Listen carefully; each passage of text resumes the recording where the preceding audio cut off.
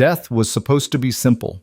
Naya Redbird had made peace with it in that bone-dry ravine, her lips cracked and bleeding, her body a husk the desert would claim by morning. But fate had other plans. When a stranger's shadow fell across her dying face, she didn't know whether to curse him or thank him.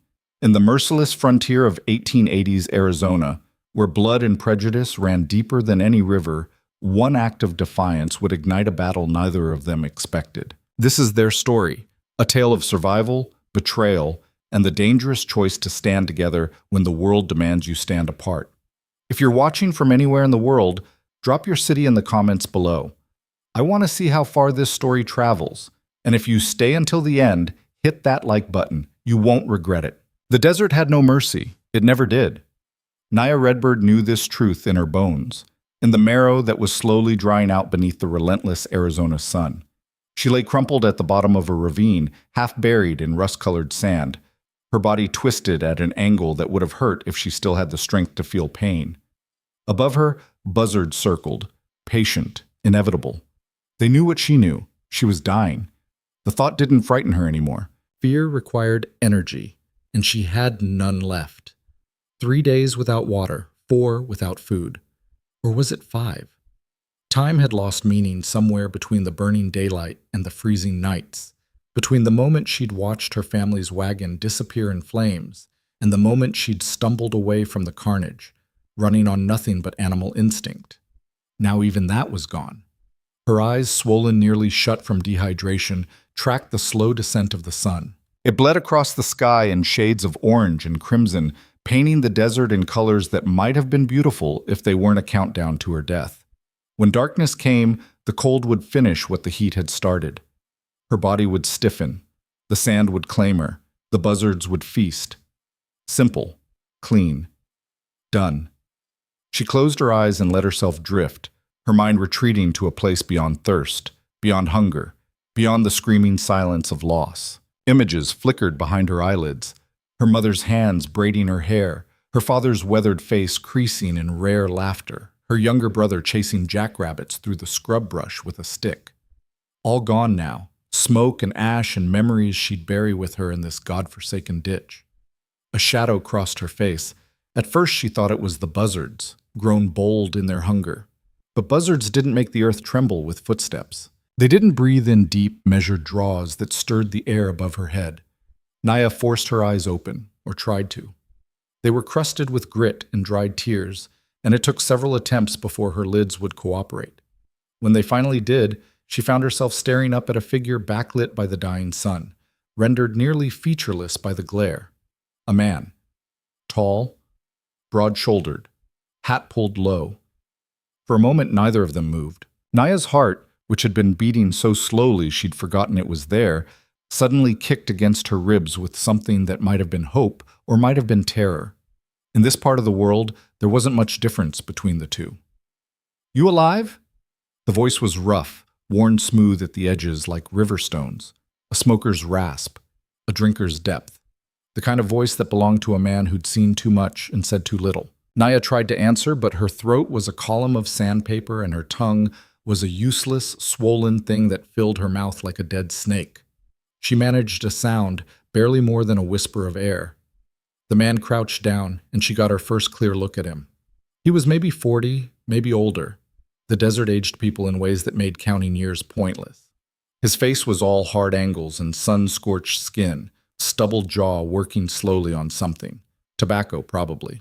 His eyes, beneath the shadow of his hat brim, were pale, gray or blue, she couldn't tell, and utterly unreadable. He studied her the way a rancher might study a dying calf, assessing, calculating, deciding whether the effort of saving it was worth the return. Naya waited for his verdict, too weak to care what it might be. "Hell," he muttered, and spat a stream of tobacco juice into the sand beside her head. "You're in a bad way." She would have laughed if she could have. The understatement of the century, delivered with all the emotion of a weather report. He stood abruptly, and for a sickening moment she thought he was leaving, that he'd made his assessment and found her wanting, that she'd spend her last moments watching his back disappear over the ridge. But instead of walking away, he turned and whistled, sharp and piercing. A horse appeared at the rim of the ravine, a sturdy roan mare with intelligent eyes. The man scrambled up the slope with a grace that belied his size, rummaged in his saddlebags, and returned with a canteen. When he uncapped it, the sound of water sloshing inside was the most beautiful thing Naya had ever heard. He knelt beside her again, slid one rough hand beneath her head, and lifted it with surprising gentleness. "Slow," he said, pressing the canteen to her lips. "You gulp this down and you'll just bring it back up." The first drops hit her tongue and she nearly sobbed. Every instinct screamed at her to grab the canteen, to drain it, to drown herself in the cool relief of it. But his hand was firm against her skull, controlling the flow, and she was too weak to fight him. He let her have 3 small sips, then pulled the canteen away despite her pitiful attempt to follow it. "That's enough for now." He capped it and set it aside, just out of her reach. A casual cruelty or a calculated kindness she couldn't tell. "You got a name?" She worked her jaw, trying to force her throat to cooperate. The sound came out like gravel scraping glass. "Naya." "Naya." He tested the name, nodded once. "I'm Cole Maverick." He glanced around the ravine, taking in the emptiness, the absence of anything that might explain her presence here. "You got people?" The question hit harder than it should have. Naya's vision blurred, not from dehydration this time, but from the sudden crushing weight of loss. She tried to speak, couldn't, and settled for a shake of her head so small it was almost imperceptible. Cole's jaw tightened. He looked away toward the darkening horizon and was quiet for a long moment. When he spoke again, his voice had lost some of its gravel. "Raiders?" She managed another nod. "How long ago?" She didn't know. Time had become meaningless.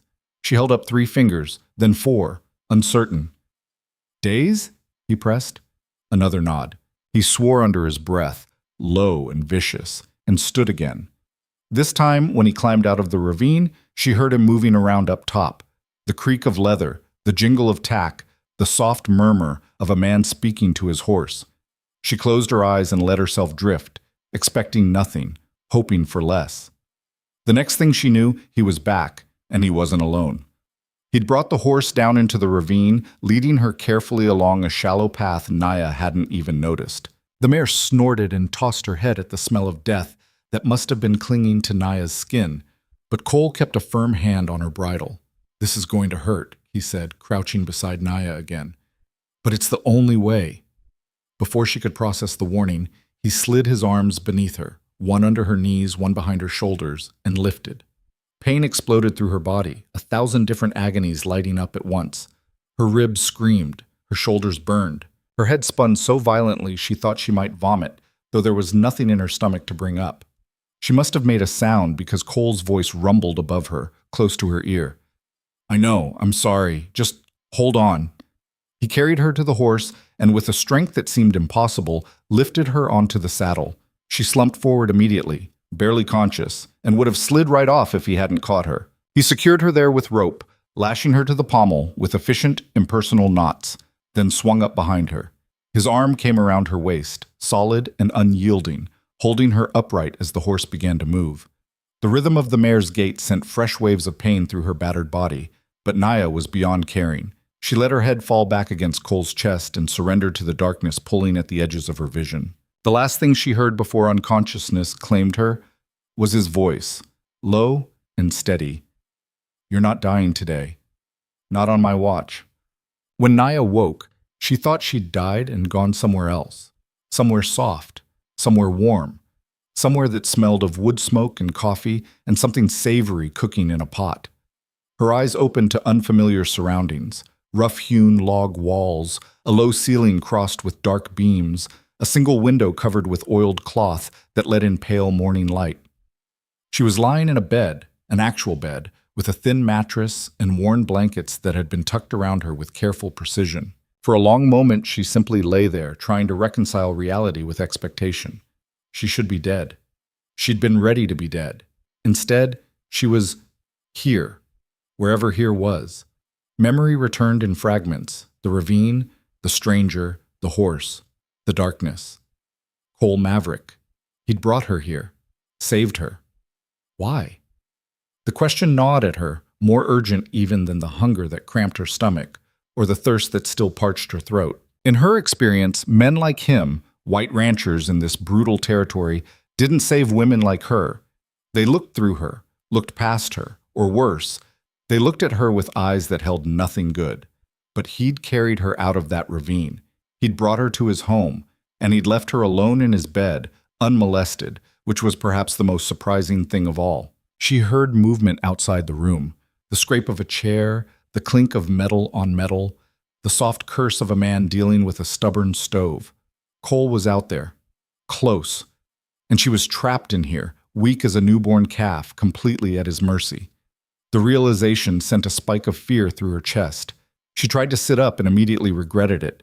Her head spun, her vision darkened at the edges, and every muscle in her body screamed in protest. She collapsed back onto the mattress, breathing hard, sweating despite the cool morning air. The door opened. Cole stood in the doorway, a tin cup in one hand and a folded cloth in the other. He'd cleaned up since last night, or she assumed it was last night.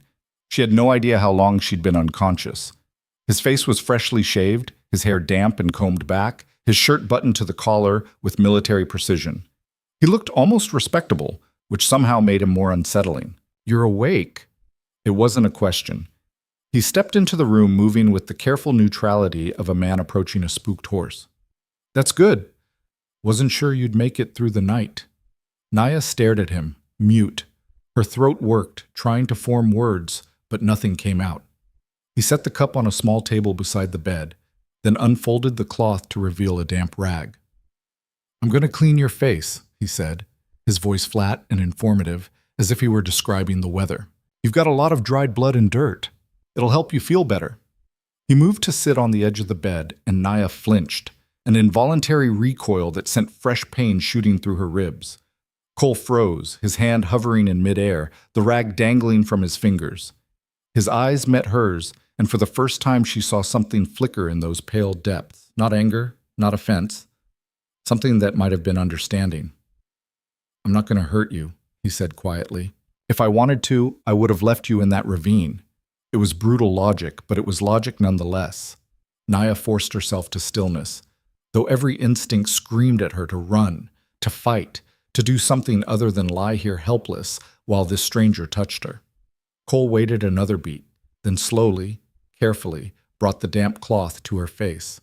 The coolness of it was a shock, a good shock. He wiped away the grime with gentle, methodical strokes, starting at her forehead and working down. His touch was impersonal, almost clinical, and Naya found herself relaxing fractionally despite herself. "You were in bad shape," he said as he worked, his voice low and steady. "Dehydration, malnutrition, exposure, found you just in time."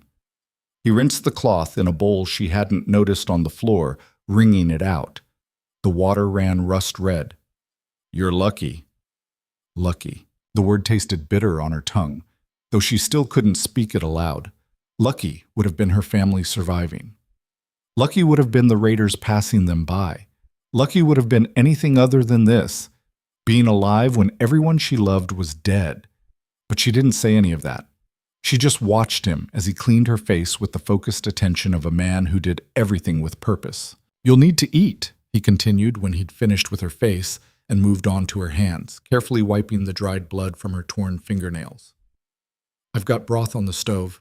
Nothing heavy. Your stomach won't handle it yet. But you need to get something in you, build your strength back." Naya found her voice at last, though it came out as barely more than a whisper. "Why?" Cole paused, the rag dripping water onto the blanket. His eyes lifted to hers, and she saw him considering the question, really considering it, as if he wasn't entirely sure of the answer himself. "Because leaving you out there would have been wrong," he said finally. Simple words, complicated truth. "You don't know me." "No. I could be anyone." "Could be." He resumed cleaning her hands, his touch careful around the worst of the cuts. "But you're not a raider.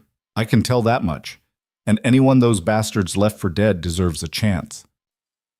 It wasn't sentiment, it wasn't charity, it was just fairness, a sense of balance in a world that had none. Naya didn't know whether to trust it, but she was in no position to question it either. Cole finished with her hands and set the rag aside. He picked up the tin cup and held it toward her. "Broth," he said. Drink it slow. She took the cup with shaking hands, nearly dropped it, and felt his fingers steady hers. The broth was thin and salty, more water than substance, but it was warm, and it was food, and it was the most incredible thing she'd tasted in days. She sipped it slowly, as instructed, feeling the warmth spread through her chest and settle in her empty stomach. Cole watched her drink with the same assessing gaze he'd used in the ravine. When she'd drained half the cup, he took it back despite her weak protest. "That's enough for now," he said, setting it aside. "Too much, and you'll be sick. I'll bring you more in an hour." He stood, preparing to leave, and Naya felt a sudden irrational panic at the thought of being alone again. "Wait," he turned back, one eyebrow raised. "Where am I?" she asked. "My ranch, about 15 miles south of Prescott." He gestured vaguely toward the window. "Middle of nowhere, mostly. Nearest neighbor is 3 miles east, but we don't talk much." "And you're really just going to let me stay here?" Something that might have been amusement flickered across his face. "You planning on running off?" She glanced down at her body, at the way her arms trembled from the simple effort of holding the cup, at the bruises and cuts that covered every visible inch of her skin. Running was about as likely as flying. "Didn't think so," Cole said. "So yeah, you stay until you're strong enough to leave. After that," he shrugged, "we'll figure it out." He left before she could respond, pulling the door closed behind him with a soft click. Naya lay in the dim room, listening to the sounds of him moving through the cabin. The clatter of dishes, the scrape of a chair, the low murmur of his voice talking to himself, or maybe to a dog she hadn't seen yet. Outside, birds called to one another in the early morning light, and somewhere far off, cattle lowed. Normal sounds. Peaceful sounds. Sounds that belonged to a life she no longer had. She closed her eyes and felt the tears come at last, hot and silent, soaking into the pillow beneath her head. She cried for her family. She cried for herself. She cried because she was alive when she had no right to be, and because a stranger had shown her more mercy in one night than she'd known in months. And beneath the grief, beneath the exhaustion, beneath the pain, a small, stubborn spark of something else flickered to life. Anger. She wasn't supposed to survive. The raiders had made sure of that when they'd left her for dead. But she had survived. Against all odds, against all reason, she was still breathing. And that meant something. She didn't know what yet, but she would figure it out. Naya Redbird was not done fighting. The days that followed blurred together in a haze of sleep and pain and slow, agonizing recovery. Cole kept his distance, which Naya appreciated more than she could say. He brought her broth 3 times a day, gradually thickening it with bits of meat and vegetables as her stomach grew stronger. He changed her bandages with the impersonal efficiency of a man who'd done field medicine before, never commenting on the extent of her injuries or asking questions she wasn't ready to answer. He gave her space, gave her silence, gave her time. And slowly, her body began to remember how to live. By the 3rd day, she could sit up without her head spinning. By the 5th, she could stand, though her legs trembled like a newborn foal's, and she had to grip the bed frame to keep from falling. By the 7th, she could walk the short distance from the bed to the door, though the effort left her sweating and weak. Cole watched her progress with quiet approval but never pushed. When she overextended herself and had to be half-carried back to bed, he simply steadied her weight and waited until she was settled before leaving without comment. It was strange, this careful dance they did around each other. Strangers bound by circumstance, neither quite sure what to make of the other. On the 8th day, Naya woke to find a set of clothes folded neatly on the chair beside her bed.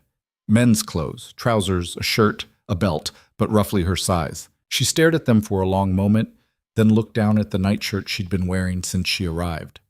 Cole's nightshirt, she realized. The thought made her flush with embarrassment she hadn't felt until now. She dressed slowly, her fingers clumsy with the unfamiliar fastenings. The clothes hung loose on her diminished frame, but they were clean and whole, and they were hers, or as close to hers as anything could be now. When she emerged from the bedroom for the first time under her own power, Cole was at the stove, stirring something in a cast-iron pot. He glanced up at her entrance, took in her appearance, and nodded once. "Good," he said. "You look more human." It wasn't a compliment exactly, but it wasn't not one either. Naya made her way to the table and lowered herself into a chair with care. The simple act of sitting upright without pillows to support her felt like a victory. Cole ladled stew into 2 bowls and brought them to the table. Real stew this time, thick with venison and potatoes and carrots. The smell alone made Naya's mouth water. They ate in silence, the only sounds the scrape of spoons against tin and the crackle of the fire in the stove. It should have been awkward, but somehow it wasn't. The silence felt earned, comfortable even. When she'd scraped her bowl clean, her first full meal in over a week, Naya set down her spoon and looked at Cole directly for the first time since he'd found her. "Thank you," she said. He glanced up from his own bowl, his expression unreadable. "For what?" "For this. For—" She gestured vaguely at the cabin, at herself, at everything. "All of it." Cole studied her for a long moment, then shrugged. "Didn't seem right to leave you. Most men would have." "I'm not most men." It was a simple statement of fact delivered without pride or false modesty. Naya found herself believing it. "What happens now?" she asked. "What do you mean?" "I can't stay here forever," she said, though the thought of leaving made her chest tight with something that might have been fear. "I need to, I don't know, figure out where to go, what to do." Cole pushed his empty bowl aside and leaned back in his chair, regarding her with those pale, assessing eyes. "You got family somewhere, people you can go to?" The question was casual, but it cut deep. Naya shook her head. "No, they're all—" She couldn't finish the sentence. "Raiders get them all?" "Yes." He was quiet for a moment, working his jaw the way he did when he was thinking. Finally, he said, "You could stay." Naya's head snapped up. "What?" "Here, on the ranch." He said it as if he were proposing she help him repair a fence, not offering her a place in his life. "I could use the help, and you need somewhere to be. Seems like a fair trade." "I don't know anything about ranching," she protested. "You'll learn. People will talk. Let them. They'll say—" "I don't care what they say." His voice was flat, final. "This is my land, my business. If you want to stay, you stay. If you want to go, I'll give you supplies and point you toward the nearest town. Your choice." Naya stared at him, trying to find the angle, the catch, the thing he wasn't saying, but his face remained impassive, giving nothing away. "Why would you do that?"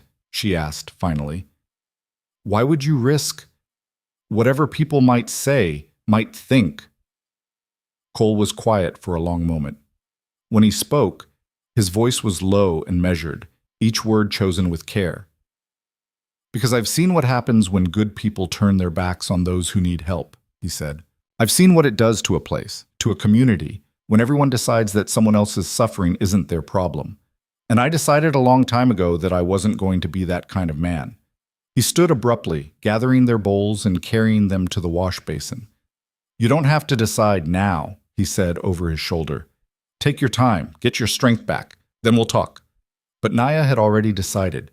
She didn't know if staying was wise. She didn't know if it was safe. She didn't know what the future held or how this strange partnership would work. But she knew that Cole Maverick had pulled her back from the edge of death when he had no reason to. He'd given her food, shelter, and space to heal without asking for anything in return. And most importantly, he'd treated her like a person, not a problem, not a charity case, not a thing to be used or discarded. In a world that had shown her nothing but cruelty, that was worth taking a chance on. "I'll stay," she said quietly. Cole paused in his washing, his back still to her. After a moment, he nodded. "All right then," he said. "We'll start you on light work tomorrow, feeding chickens, gathering eggs. Work your way up from there." And just like that, it was settled. Naya Redbird had found herself a home. The next 2 weeks passed in a rhythm that was both strange and oddly comforting. Naya rose with the sun, dressed in her borrowed clothes, and joined Cole for a breakfast of coffee and whatever he'd managed to cook the night before. Then they went to work. True to his word, Cole started her on simple tasks, feeding the chickens, gathering eggs, hauling water from the well. Things that required little skill but helped build her strength back gradually. She was terrible at first. Her hands, softened by days of inactivity, blistered within hours. Her muscles, atrophied from illness and starvation, screamed at every movement. She dropped eggs, spooked the chickens, and once nearly fell into the well while trying to draw water. Cole watched it all with patient silence, correcting her when necessary, but never criticizing, never making her feel foolish for her mistakes. "You'll get it," was all he ever said. And eventually she did. As her strength returned, so did her competence. The blisters hardened into calluses. The trembling in her limbs steadied. The task that had seemed impossible in the first week became routine by the second. Cole expanded her responsibilities accordingly. He taught her to muck out the stables, to mend fences, to identify which plants were safe for the cattle to graze on and which would poison them. He showed her how to read the sky for weather, how to track animals by their prints, how to move through the desert without leaving a trail. Some of it she knew already. Her people had lived off this land long before men like Cole arrived, but much of it was new, filtered through his particular lens of practical survival. She learned to appreciate the difference between knowledge and wisdom, between knowing something in theory and understanding it in practice. And slowly, over the course of those 2 weeks, something shifted between them. The careful distance they'd maintained began to close, not dramatically, but incrementally. Cole started talking more, not about himself exactly, but about the land, the ranch, the rhythms of life out here in the wilderness. Naya found herself responding, offering her own observations, her own knowledge, drawn from a lifetime of watching and listening and surviving. They weren't friends, not exactly, but they were becoming something, partners maybe, or at least people who understood that they needed each other to make this work. It was during their 3rd week together that the first real test came. They'd been working on the southern fence line, a section that had been damaged in a recent windstorm and needed extensive repair. Naya was learning to string wire while Cole reset the posts, and they'd fallen into a comfortable silence punctuated only by the clink of tools and the occasional instruction. That's when they heard the horse approaching. Cole's head came up sharply, his body going still in that way animals do when they sense a predator nearby. Naya felt it too, that prickle of awareness that said danger was coming, even if you couldn't yet see its shape. A rider appeared on the ridge to the east, silhouetted against the afternoon sun. He sat his horse with the loose confidence of a man who owned the world, and even from a distance, Naya could read the expensive cut of his clothes, the quality of his tack. Money, authority, trouble. Cole swore under his breath and set down his hammer. "Stay here," he told Naya, his voice low and tense. "Don't say anything unless he asks you a direct question." Before she could respond, he was striding toward the approaching rider, his posture stiff and unwelcoming. The man reined in his horse a few yards away, looking down at Cole with an expression that managed to be both friendly and condescending at the same time. He was younger than Cole, maybe 30, with the kind of face that had never known real hardship. Handsome in a polished way, well-fed, clean-shaven. Everything about him screamed wealth and privilege. "Cole Maverick," the man said, his voice carrying easily across the distance. "Been a while." "Warren." Cole's tone was flat, giving nothing away. "What brings you out this way?" "Can a man visit his neighbor?" Warren's smile didn't reach his eyes. "Besides, I heard some interesting rumors and thought I'd see for myself if they were true." "What rumors?" Warren's gaze drifted past Cole to where Naya stood frozen by the fence line. His eyes swept over her with an assessment that made her skin crawl. Not sexual exactly, but proprietary, as if he were evaluating livestock. "The one about you taking in strays," Warren said slowly. "Didn't believe it at first. Cole Maverick, keeping company with—" He paused, letting the unfinished sentence hang in the air like smoke. Cole's jaw tightened. "I've got hired help, so what?" "Hired help?" Warren repeated the words as if tasting them, finding them wanting. "That what you're calling it?" "That's what it is." "Uh-huh." Warren's smile widened, showing teeth. "And I suppose you've got papers for this hired help? References, maybe?" The implication was clear, and it sent a cold spike of fear through Naya's chest. She'd heard stories about what happened to people like her who couldn't prove their right to be somewhere, who couldn't produce documentation or credentials, or whatever arbitrary proof the authorities demanded. But Cole didn't flinch. "I don't need papers to hire who I want on my own land, Warren. Last I checked, this was still a free country." "Free for some," Warren said, his tone light but his meaning heavy. But you know how people are, Cole. They talk, they wonder, and when they wonder long enough, they start asking questions, official questions. Let them ask. You sure about that? Warren leaned forward in his saddle, his expression hardening. Because from where I'm sitting, you're making yourself vulnerable here. Making enemies where you don't need to. All for what? Some half-dead Indian you found in a ditch? The words hung in the air like a slap. Naya felt her face burn with shame and anger in equal measure. Not because Warren had identified her heritage, that was obvious enough, but because of the casual cruelty in his tone, the way he'd reduced her entire existence to a burden, a problem, a mistake. Cole took a step forward and something in his posture changed. It was subtle, a shift in his weight, a squaring of his shoulders, but the threat was unmistakable. You've got 5 seconds to get off my land, he said quietly. After that, I start shooting. Warren's eyebrows rose. You'd threaten me? Over her? I'm not threatening you, I'm informing you. There's a difference. Cole's hand drifted toward his hip, where his revolver hung in its worn holster. 5, 4, 3. Warren raised his hands in mock surrender, his smile never wavering. All right. I can see when I'm not welcome. He gathered his reins, preparing to turn his horse. But you remember what I said, Cole. People are watching. People are talking. And sooner or later, you're going to have to choose which side of that line you want to stand on. I made my choice the day I brought her here, Cole said. Now get gone. Warren touched the brim of his hat in a gesture that was more mockery than courtesy, then wheeled his horse around and cantered off the way he'd come. Cole stood watching until the rider disappeared over the ridge, his body rigid with tension. Then, slowly, he turned back toward Naya. She didn't know what she expected. Anger, maybe. Regret. Some sign that Warren's words had hit their mark, that Cole was reconsidering the wisdom of harboring her. Instead, he just looked tired. You okay? He asked. The question surprised her so much that she nearly laughed. Me? Shouldn't I be asking you that? Why would you? Because you just made an enemy because of me. Cole shrugged, already turning back toward the fence. Warren's been spoiling for a fight since he bought the land next door. This just gives him an excuse to make it official. He picked up his hammer and resumed working as if nothing had happened. Come on, we've got another hour of daylight, and this fence won't fix itself. Naya stood there for a moment longer, watching him work, trying to reconcile the man who'd just faced down his wealthy neighbor with the man who'd carried her out of a ravine 2 weeks ago. They were the same person, she realized. This was who Cole Maverick was, a man who made decisions based on his own compass, and didn't much care what anyone else thought about it.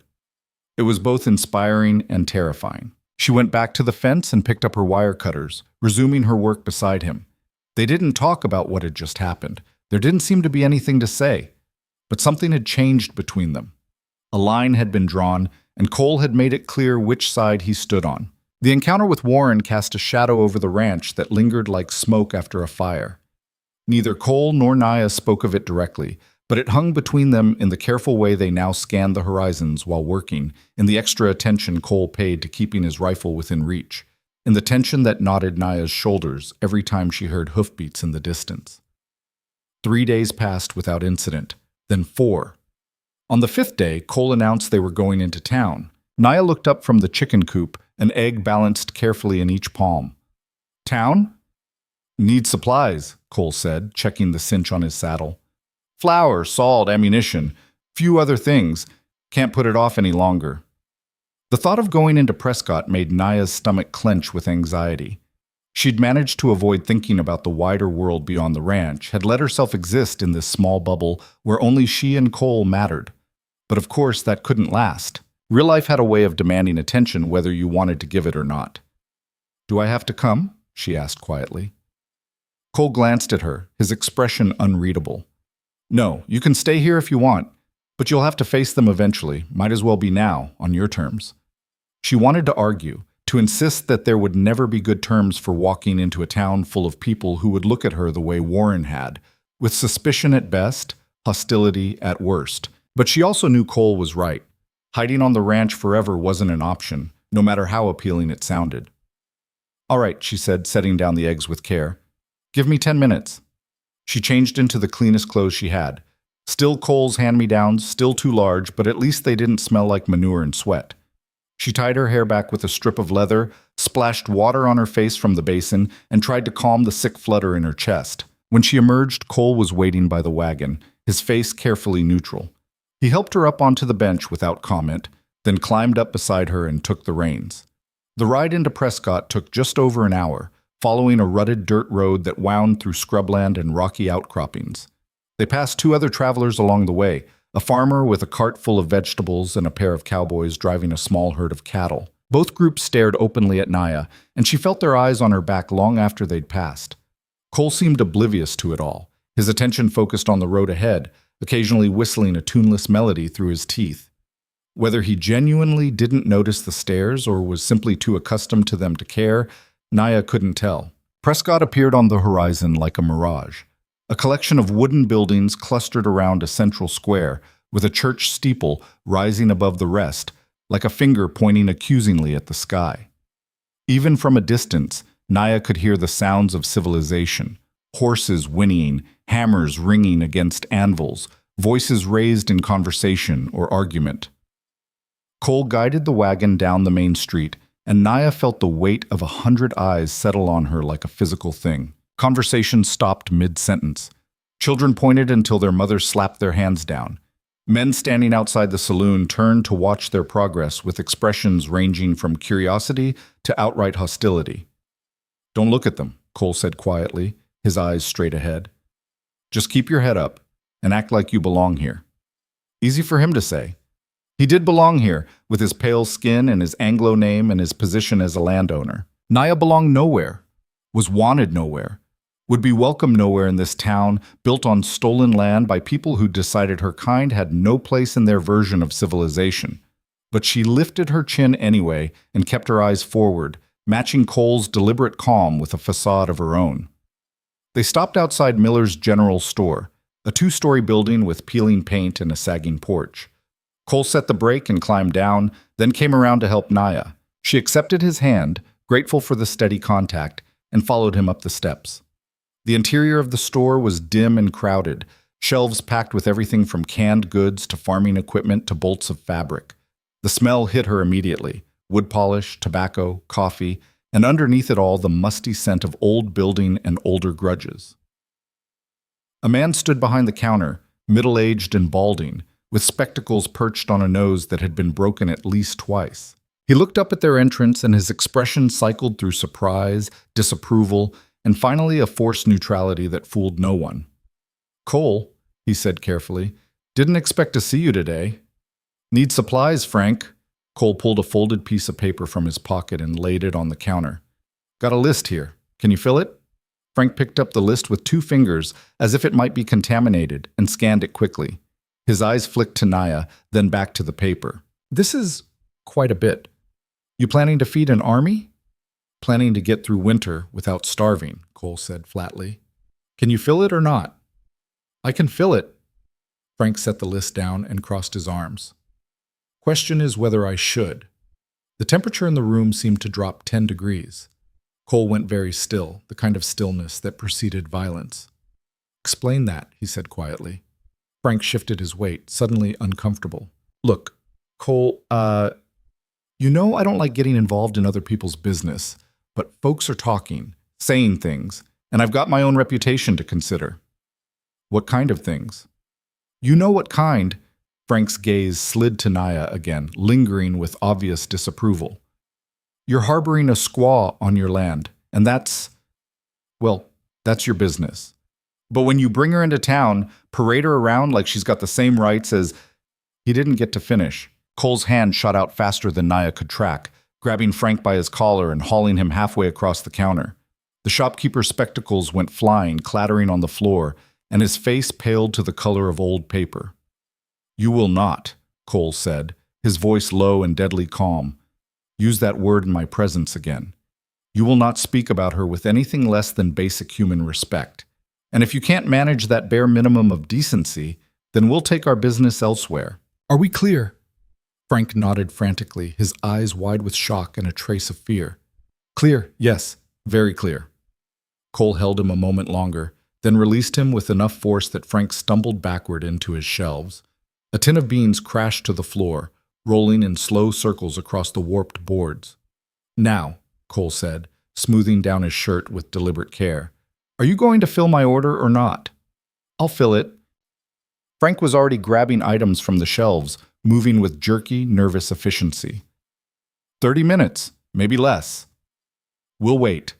Cole turned and walked toward the door, and Naya followed, her heart hammering against her ribs. She could feel Frank's eyes on her back, along with those of the two other customers who'd been browsing the aisles and had witnessed the entire exchange. Outside, Cole leaned against the porch railing and pulled out a cigarette, lighting it with hands that were perfectly steady. Naya stood beside him, trying to process what had just happened, trying to understand the man who would assault a shopkeeper over a word spoken about someone he'd known for less than a month. "You didn't have to do that," she said finally. Cole took a long drag on his cigarette, exhaled smoke into the afternoon air. "Yeah, I did." "Why?"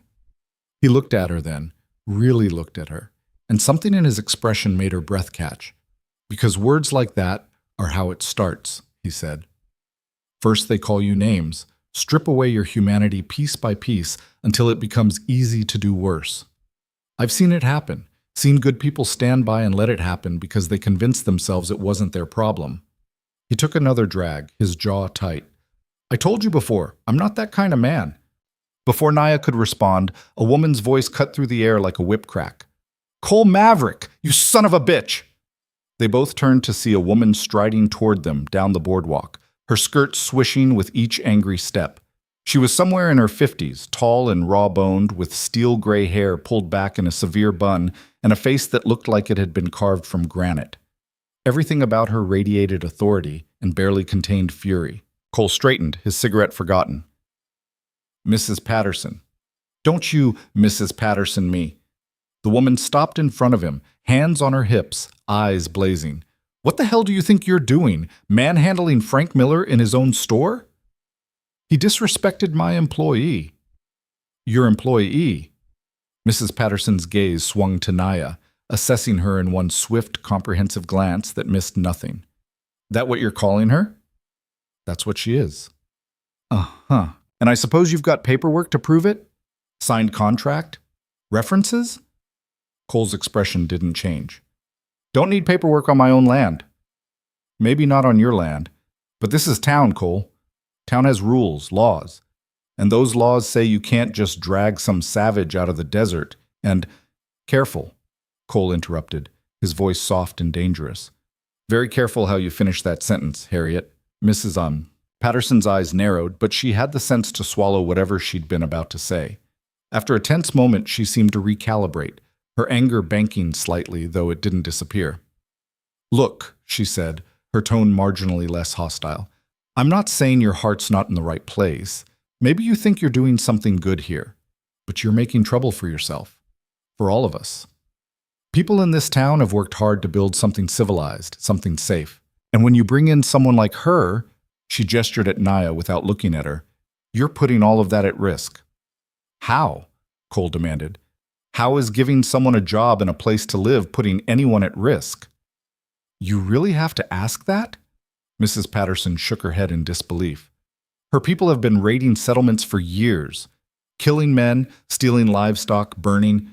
Her people were killed by raiders," Cole cut in sharply. "She's the victim here, not the threat. But I don't expect you to care about that, do I? Easier to lump everyone together, make them all the enemy. Saves you the trouble of actually seeing them as human." The words landed like a slap, and Mrs. Patterson's face flushed dark red. "You sanctimonious bastard! You think you're better than the rest of us? Think you can just ignore the rules we all live by because you've decided your conscience is more important than the community?" "I think," Cole said slowly, "that any community that survives by crushing the people it deems inconvenient isn't worth preserving. And if that makes me a bastard, then I'll wear the title with pride." For a long moment, the two of them stared at each other, locked in a battle of wills that had clearly been building for years. Then Mrs. Patterson's gaze shifted to Naya, and her expression changed, hardened into something colder and more calculating. "You," she said, addressing Naya directly for the first time, "you understand what he's risking for you? His livelihood, his standing, maybe his life if certain people decide to make an issue of this? Naya met her eyes, refusing to look away despite the sick churning in her gut. I didn't ask him to risk anything. But you're benefiting from it all the same, aren't you? Taking his charity, eating his food, sleeping under his roof. Mrs. Patterson's lip curled. If you had any decency, you'd leave. Go back to whatever's left of your people and stop dragging a good man down with you. The words hit harder than Naya expected, not because they were cruel, she'd heard worse, but because part of her agreed with them. Part of her had been thinking the same thing every day since Cole had brought her here. She was a burden, a complication, a walking invitation for trouble. He would be better off without her. But before she could respond, Cole stepped between them, his body a physical barrier. That's enough, he said quietly. Naya's not going anywhere unless she chooses to. And anyone who has a problem with that can take it up with me directly. Including you, Harriet. Mrs. Patterson stared at him for a long moment, then shook her head slowly. You're going to regret this, Cole. Mark my words. This won't end well for either of you. She turned on her heel and stalked away, her back rigid with righteous anger. Cole watched her go, then took a final drag on his cigarette and ground it out beneath his boot. Well, he said mildly, that could have gone worse. Naya let out a sound that was half laugh, half sob. Worse? How could it possibly have been worse? She could have shot me. Cole glanced at her, and there was a ghost of humor in his pale eyes. Harriet Patterson's got a temper and a Winchester. The fact that I'm still breathing counts as a win. Despite everything, the confrontation, the stares, the crushing weight of being unwanted, Naya found herself almost smiling. You have a strange definition of winning. I have a realistic definition of surviving. He straightened from the railing. Come on, let's see if Frank's finished pissing himself and got our supplies together. They went back inside to find their order packed and ready, Frank practically throwing the boxes at them in his haste to get them out of his store. Cole paid without comment, loaded everything into the wagon, and they left Prescott behind with the same weight of hostile eyes following them out. The ride back to the ranch was quiet. Naya sat rigid on the bench, replaying every moment of their time in town, hearing Mrs. Patterson's words echo in her head like a curse. You're dragging a good man down with you. You're thinking too loud, Cole said eventually. Naya blinked, startled out of her thoughts. What? I can practically hear the gears turning in your head. Whatever you're chewing on, spit it out. She was quiet for a moment, trying to find the words. That woman, Mrs. Patterson, she wasn't entirely wrong. Cole's hands tightened on the reins, but his voice remained neutral. About which part? About me being a risk to you, a problem. Naya forced herself to continue, even though the words tasted like ash. I should leave. Find somewhere else to go. You've done more than enough. Stop! The single word cracked like a whip, sharp enough to make Naya flinch. Cole pulled the wagon to a halt, set the brake, and turned to face her fully. Listen to me very carefully.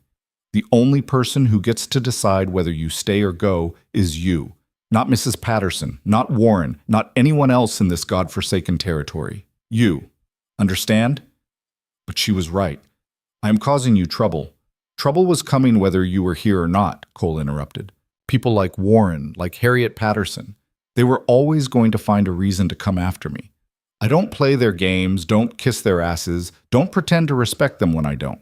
That was going to be a problem eventually. You just gave them a convenient excuse to make it happen sooner.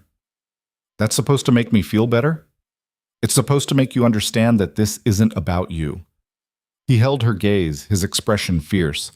This is about them. About their need to control everything and everyone around them. And I'll be damned if I'm going to let them bully me into abandoning someone who needs help just because they've decided it's not convenient. Naya wanted to argue, to point out all the ways his logic was flawed, all the reasons she should go before things got worse. But looking at his face, at the stubborn set of his jaw, the steel in his eyes, she realized it would be pointless. Cole Maverick had made up his mind, and no amount of reason or fear was going to change it. You're the most stubborn man I've ever met, she said quietly. Good thing you're not going anywhere then. You can suffer my stubbornness up close. He released the brake and got the wagon moving again, and they rode the rest of the way home in silence. But it was a different kind of silence now, less heavy, less fraught. Something had shifted between them, some unspoken understanding reached. When they pulled up to the cabin, the sun was setting in a blaze of orange and gold, painting the desert in shades of fire. Cole hopped down and started unloading supplies, and Naya moved to help him, falling into the familiar rhythm of their partnership. As she carried a sack of flour into the cabin, she caught herself thinking that Mrs. Patterson was right about one thing. This wouldn't end well. Too many forces were arrayed against them, too much prejudice and fear and hate. The odds were stacked impossibly high. But maybe, just maybe, that didn't matter. Maybe what mattered was that for the first time since the raid, since she'd lost everything, Naya had found something worth fighting for. Not just survival, but a life, a purpose, a partnership with someone who saw her as more than a burden or a problem or a thing to be used and discarded. And if the world wanted to take that away from her, well, they were going to have to fight for it. The following week brought an unexpected visitor, one who for once wasn't carrying hostility like a weapon. Naya was in the garden behind the cabin, trying to coax life out of the stubborn soil, when she heard the approach of a horse. Her body tensed automatically, her hand moving toward the knife Cole had given her to keep on her belt at all times. But when the rider came into view, she relaxed slightly. It was a woman riding side saddle on a pretty bay mare. She was young, maybe 20, with dark blonde hair piled in an elaborate style that seemed wildly impractical for ranch country. Her dress was expensive, the kind of thing Naya had only ever seen in catalog drawings, and she rode with the easy confidence of someone who'd spent her whole life in the saddle. The woman reined in her horse and looked around the property with open curiosity, taking in the cabin, the corrals, the half-finished fence line. When her gaze landed on Naya, she didn't flinch or sneer or look away. She simply studied her with the same interested assessment she'd given everything else.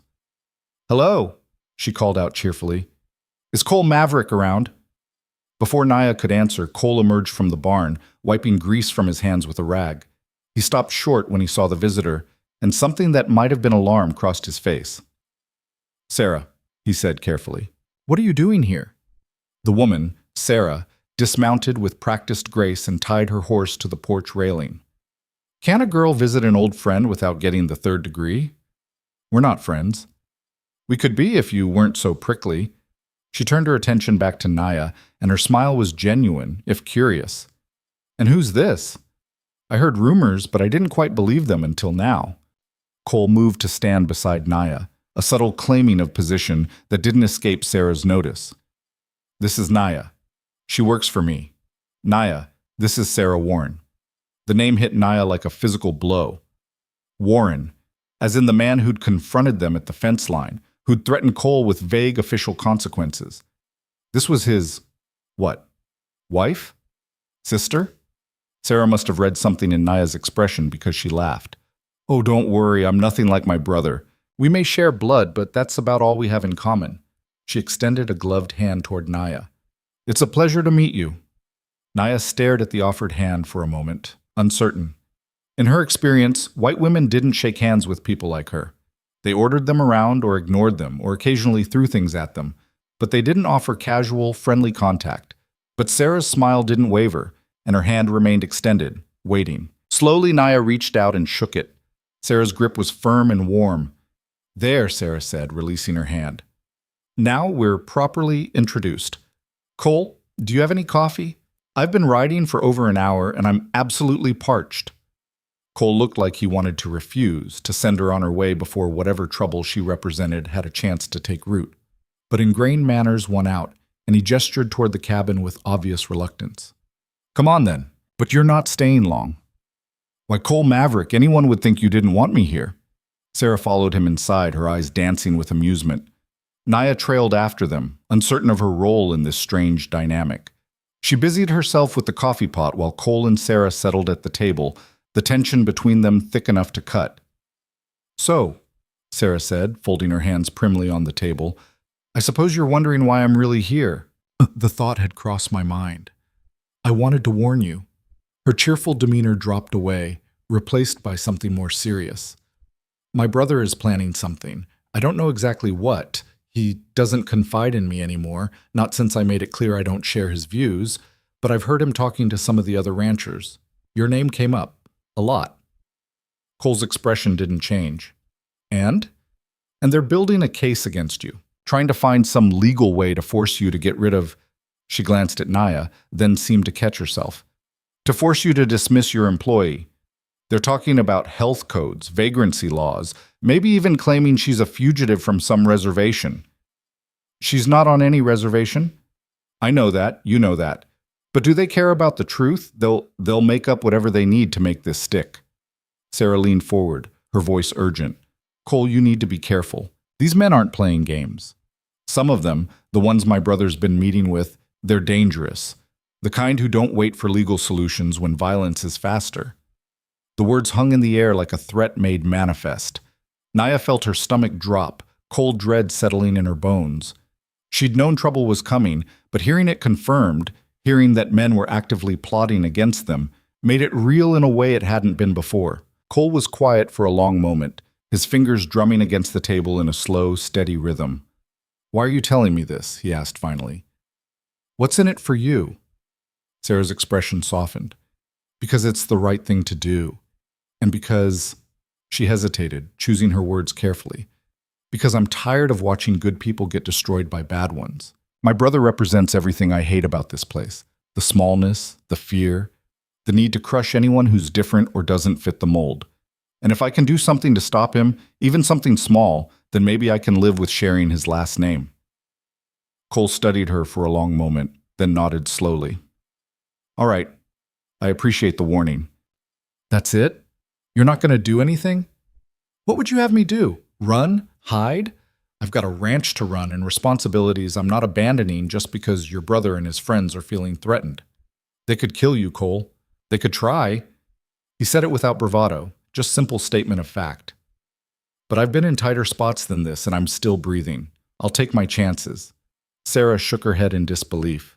You're either the bravest man I've ever met or the most foolish. Probably both. Cole stood, signaling the end of the conversation. Thanks for the warning, Sarah, but you should go now. If your brother finds out you came here, it'll only make things worse. Sarah rose as well, though reluctance was clear in every line of her body. Promise me you'll be careful. I'm always careful. No, you're always stubborn. There's a difference. She moved toward the door, then paused and turned back to Naya. It was truly a pleasure meeting you. I hope we'll see each other again under better circumstances. Naya managed a nod, not trusting her voice. After Sarah had gone, riding away in a cloud of dust and expensive perfume, Cole and Naya stood in the cabin's dim interior, processing what they'd just learned. She seemed nice, Naya said finally. She is nice, which is why she's probably going to get herself in trouble defending people like us. Cole moved to the window, watching Sarah's retreating form. People like her don't last long in places like this. The world has a way of crushing the good ones. Then what chance do we have? He turned to look at her, and there was something fierce in his expression, something that reminded her of why she'd agreed to stay despite all the logical reasons to run. We have the chance we make for ourselves, he said. Nothing more, nothing less. It wasn't comfort. It wasn't reassurance. But it was honest. And in that moment, honesty was worth more than false promises. That night, as Naya lay in her bed listening to the desert wind howl around the cabin, she thought about Sarah Warren's warning, thought about the men who were plotting against them, the violence that might be coming, thought about all the ways this could end badly.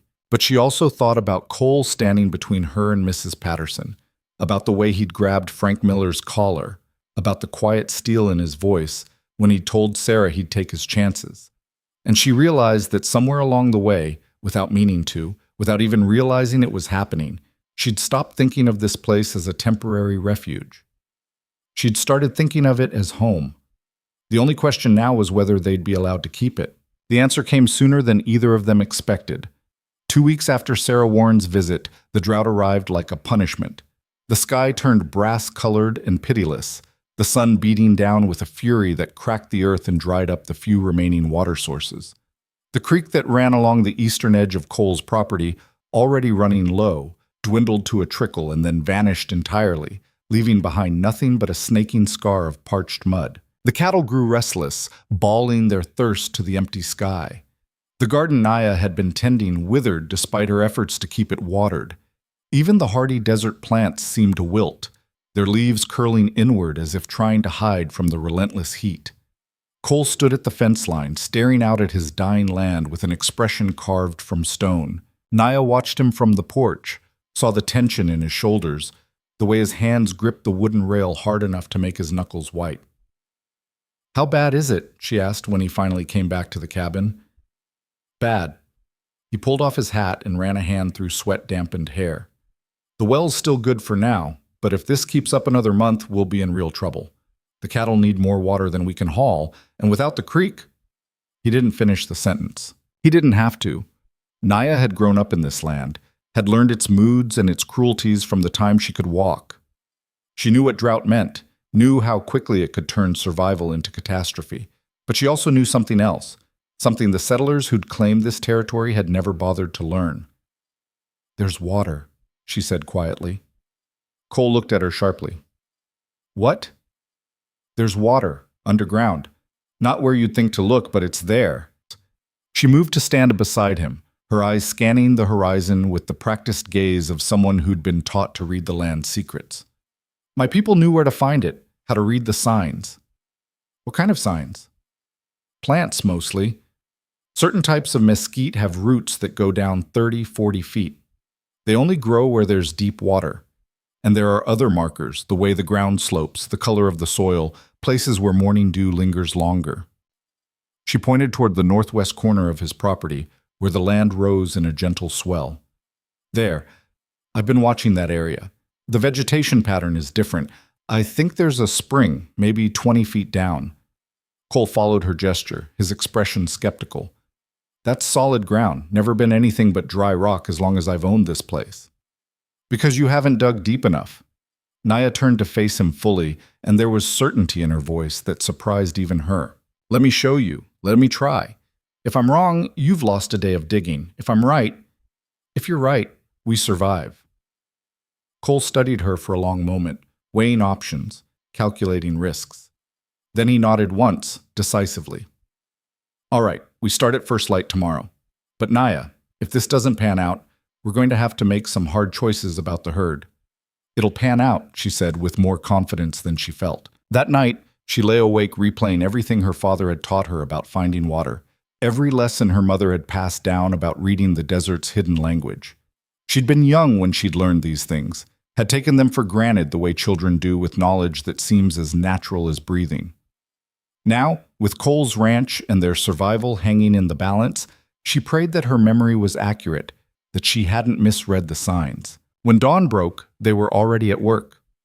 Cole had recruited 2 of his hands, men who worked the outer reaches of his property and hadn't been around enough to get caught up in the town's gossip.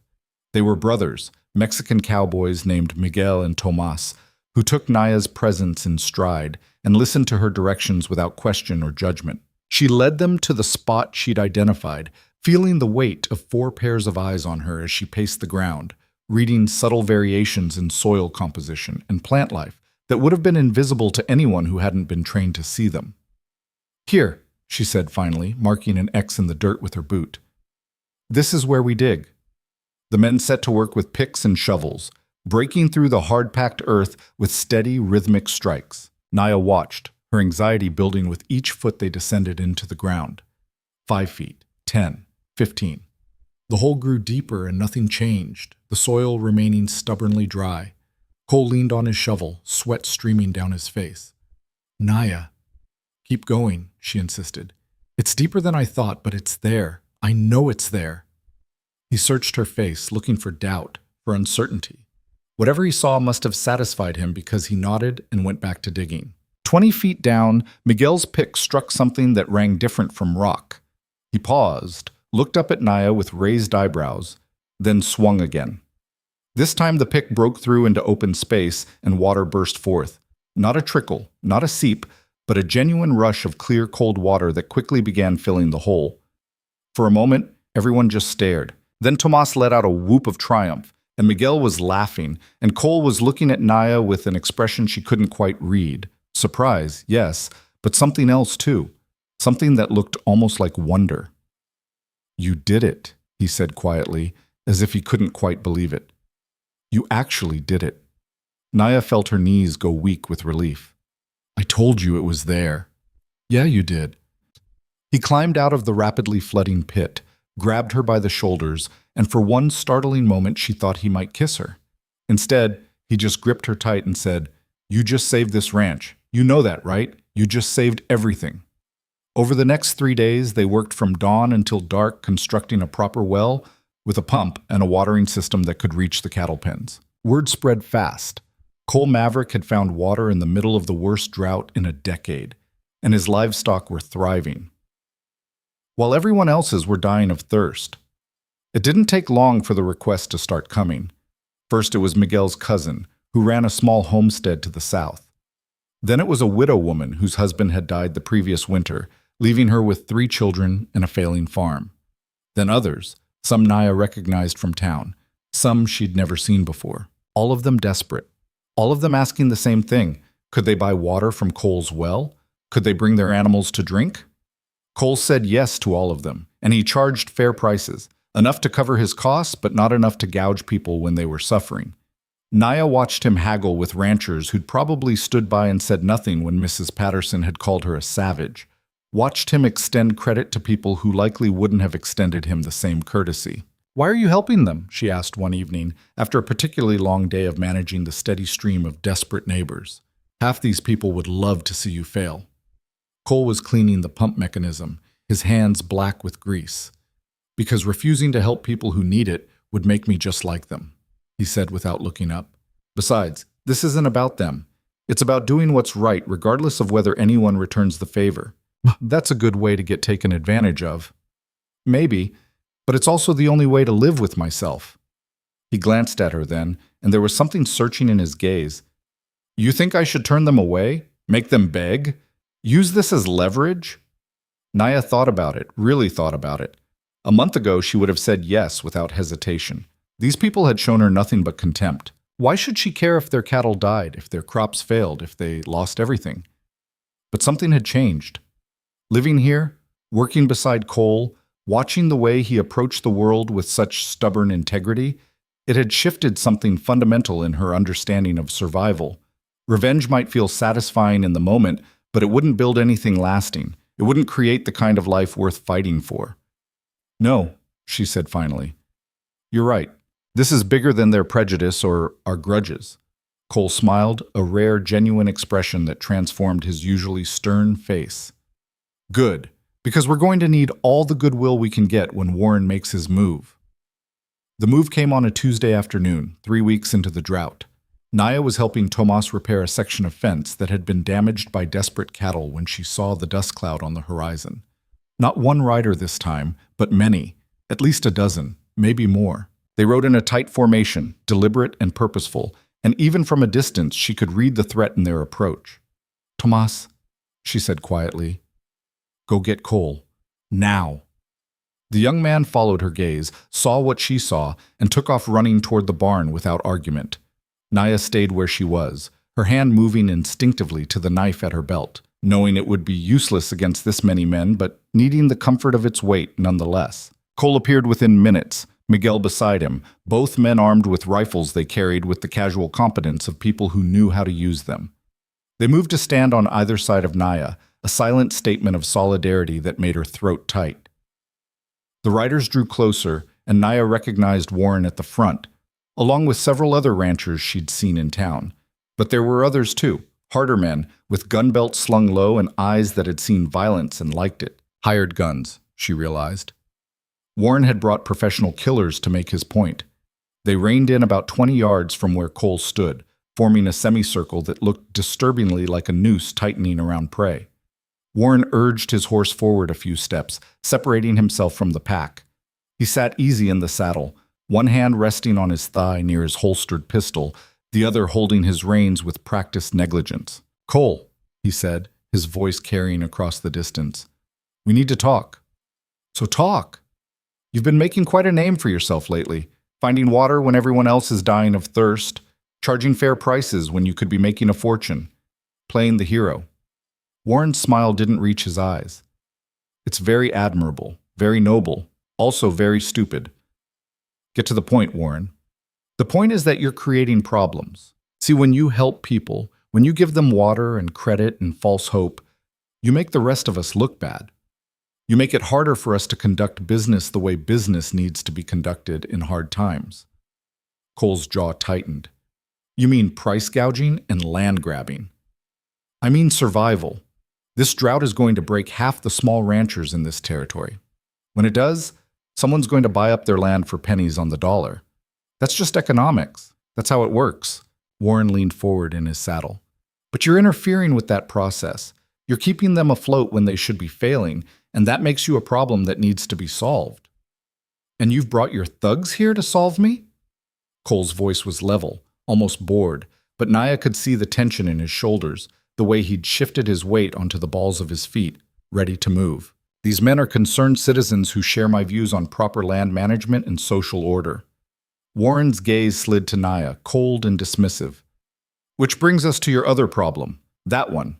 He gestured at her with his chin, a casual insult that made Naya's blood boil. I warned you about keeping her around, told you it would cause trouble.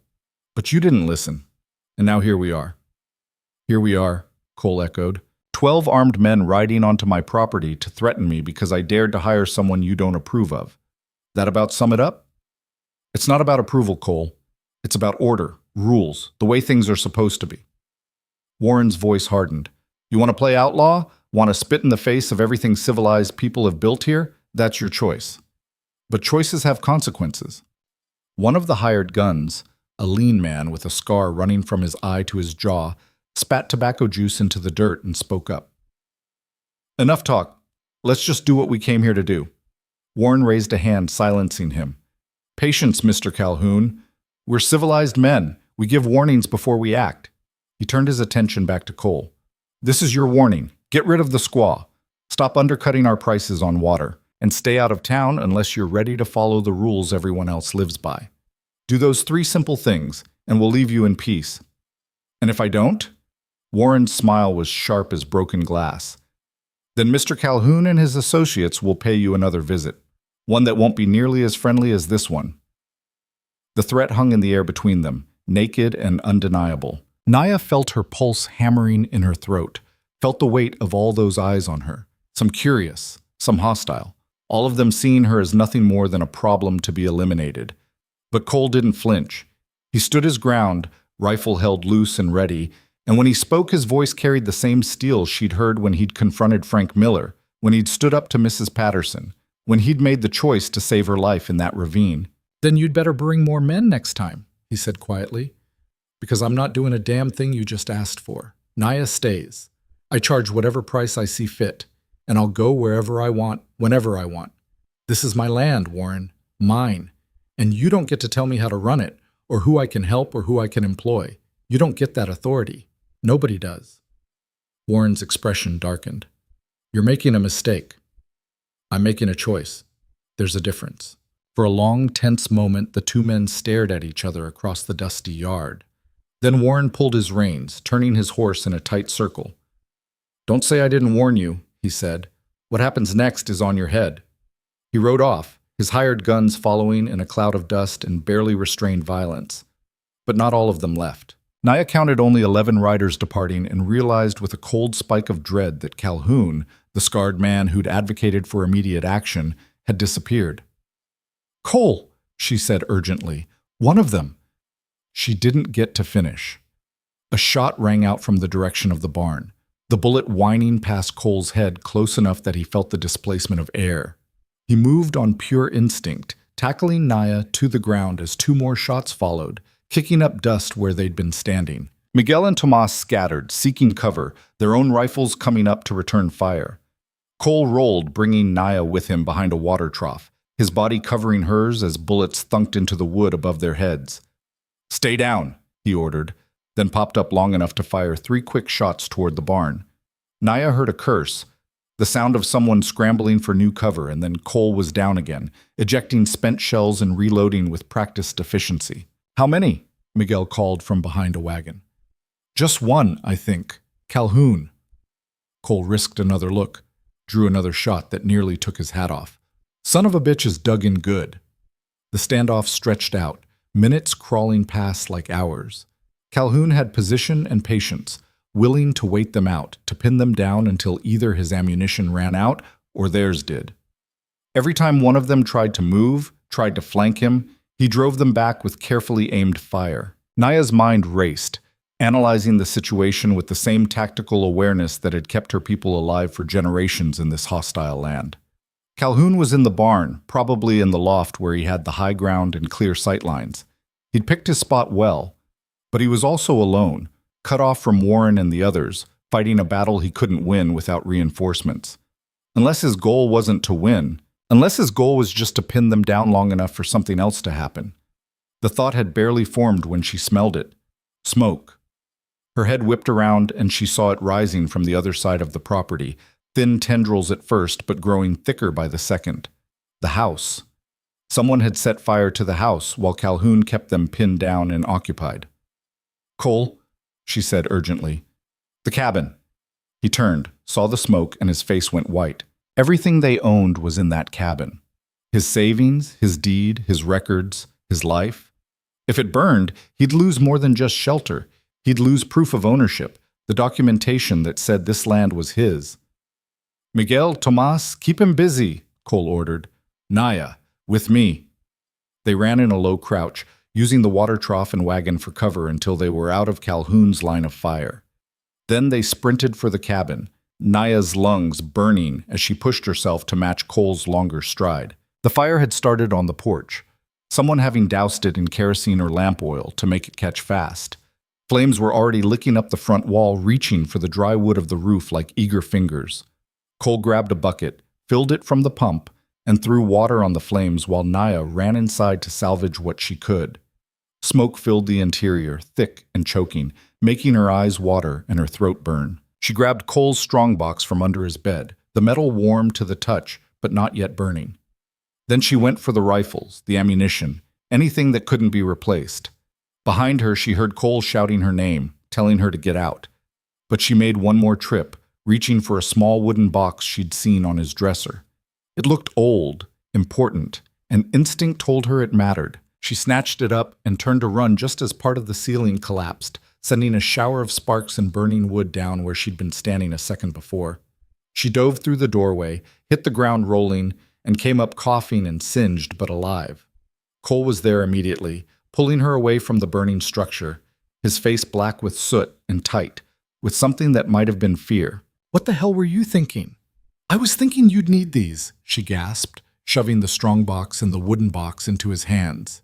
He looked down at what she'd saved, his legal documents, his money, and the box that held the only photograph he had of his parents, long dead, and something in his expression cracked.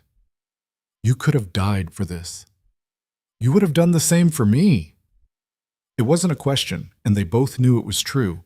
Around them, Miguel and Tomas had arrived, hauling more water, forming a bucket brigade.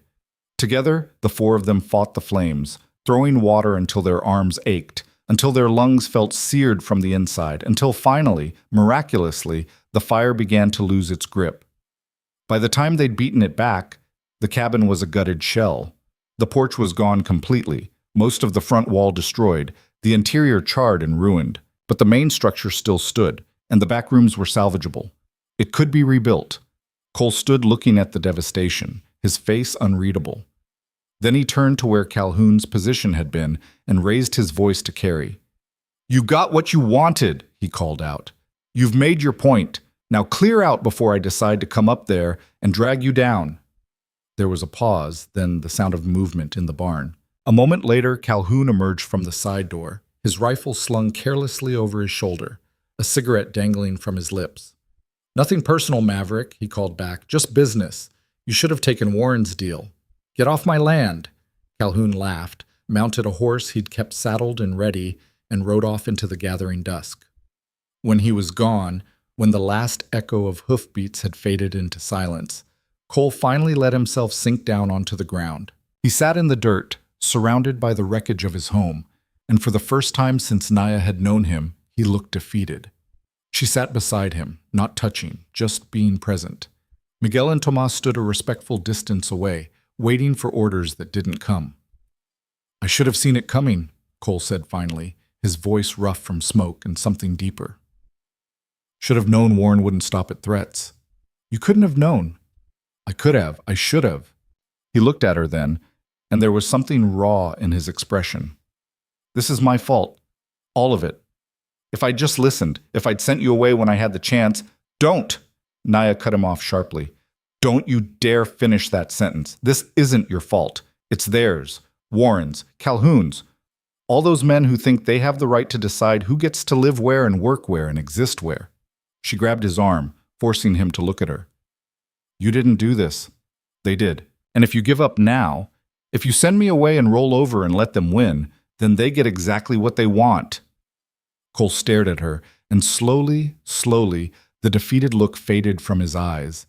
It was replaced by something harder, something that looked like determination forged in fire and tempered in loss. You're right, he said quietly. You're absolutely right. He pushed himself to his feet, brushing ash from his clothes.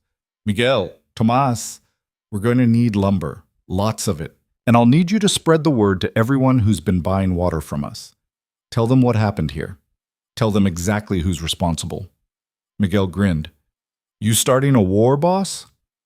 No, Cole said. I'm ending one, on my terms. He looked at Naya, and in his eyes she saw the same fierce determination she felt burning in her own chest. They'd been tested, been pushed to the breaking point, been given every reason to give up and walk away. But they were still standing. And that meant something. Word spread through the territory like wildfire, carried by Miguel and Tomas, and every person who'd bought water from Cole's well in the past 3 weeks. By sunrise the next morning, the first wagon appeared on the horizon, loaded with lumber and driven by the widow woman whose children Cole had given water to on credit. By noon, there were a dozen more. Ranchers and homesteaders, Mexican families and Anglo settlers, people who'd never spoken to each other finding common ground and shared outrage. They came with hammers and nails and timber they could barely spare. They came with food and coffee and grim determination. And they came, Naya realized as she watched them arrive in a steady stream, because Cole had helped them when he didn't have to, had charged fair prices when he could have bled them dry, had treated them with dignity when Warren and his allies had treated them like marks to be exploited. Now they were paying that kindness back. Cole stood on what remained of his porch, looking stunned by the sheer number of people filling his yard. A grizzled rancher named Hutchins clapped him on the shoulder hard enough to make him stagger. Heard what Warren did, Hutchins said, his voice gruff. Heard it was that snake Calhoun who actually lit the match. That true? True enough, Cole replied. Then we got work to do. Hutchins turned to the assembled crowd and raised his voice. All right, folks, let's get organized. We got a cabin to rebuild and not much daylight to do it in. Men with carpentry experience, you're with me on framing. Rest of you can haul lumber, clear debris, whatever needs doing. Let's move. The yard transformed into controlled chaos. Men swarmed over the burned structure, tearing down what couldn't be saved and shoring up what could. Women appeared from wagons with baskets of food, setting up an impromptu camp kitchen.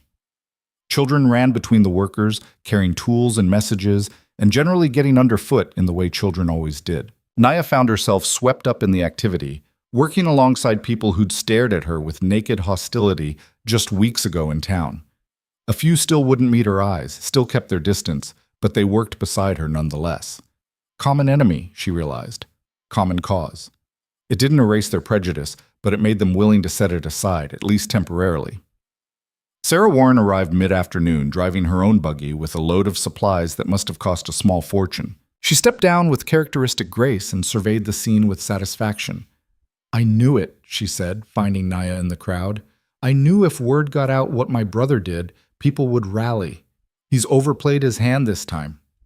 Your brother's going to be furious with you, Naya pointed out. Sarah's smile was sharp. Let him be. I stopped caring what James Warren thinks of me the day he started hiring men like Calhoun to do his dirty work. She handed Naya a bundle wrapped in brown paper. Here, I brought you some proper clothes. Can't have you working in men's hand-me-downs forever. Naya unwrapped the package to find 2 simple but well-made dresses, a pair of sturdy boots, and undergarments that actually fit. The gesture hit her unexpectedly hard, this casual acknowledgement that she was a woman deserving of women's clothing, not just a problem to be solved or a burden to be borne. Thank you, she managed, her throat tight. Don't mention it. Literally.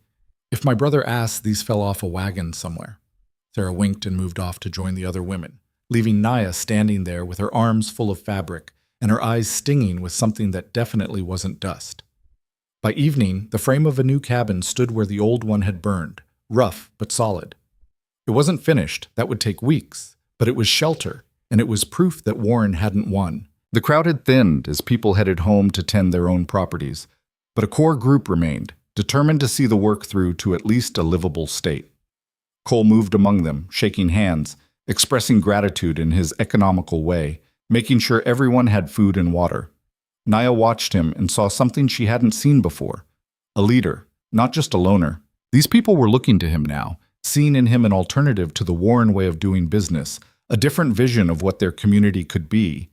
And whether Cole wanted that responsibility or not, he had it. Night fell, and lanterns were lit, casting dancing shadows across the construction site. The sound of hammers gave way to the sound of conversation, laughter, the low murmur of people who'd worked hard together and earned their rest. Hutchins found Cole near the well, both men leaning against the stone structure with the weary satisfaction of a long day's work completed. "You're going to have to do something about Warren," Hutchins said without preamble. "This won't stop here. He's the type to escalate, especially now that he's been publicly embarrassed." "I know," Cole said. "So what's your plan?" "Keep doing what I've been doing. Help people who need it. Run my ranch. Refuse to be intimidated." Hutchins snorted. "That's not a plan. That's a prayer. And prayers don't stop bullets. You got a better idea?" "Yeah, we form a coalition. Everyone who's here today, everyone who Warren squeezed or threatened or tried to push out. We band together, make it clear that any move against one of us is a move against all of us. Safety in numbers." Cole was quiet for a moment, considering. "That's essentially declaring war. Warren already declared war when he burned your house down. We're just making it official." Hutchins pushed off from the well, his expression serious. "Look, Cole, I know you like to handle things on your own, but this is bigger than you now.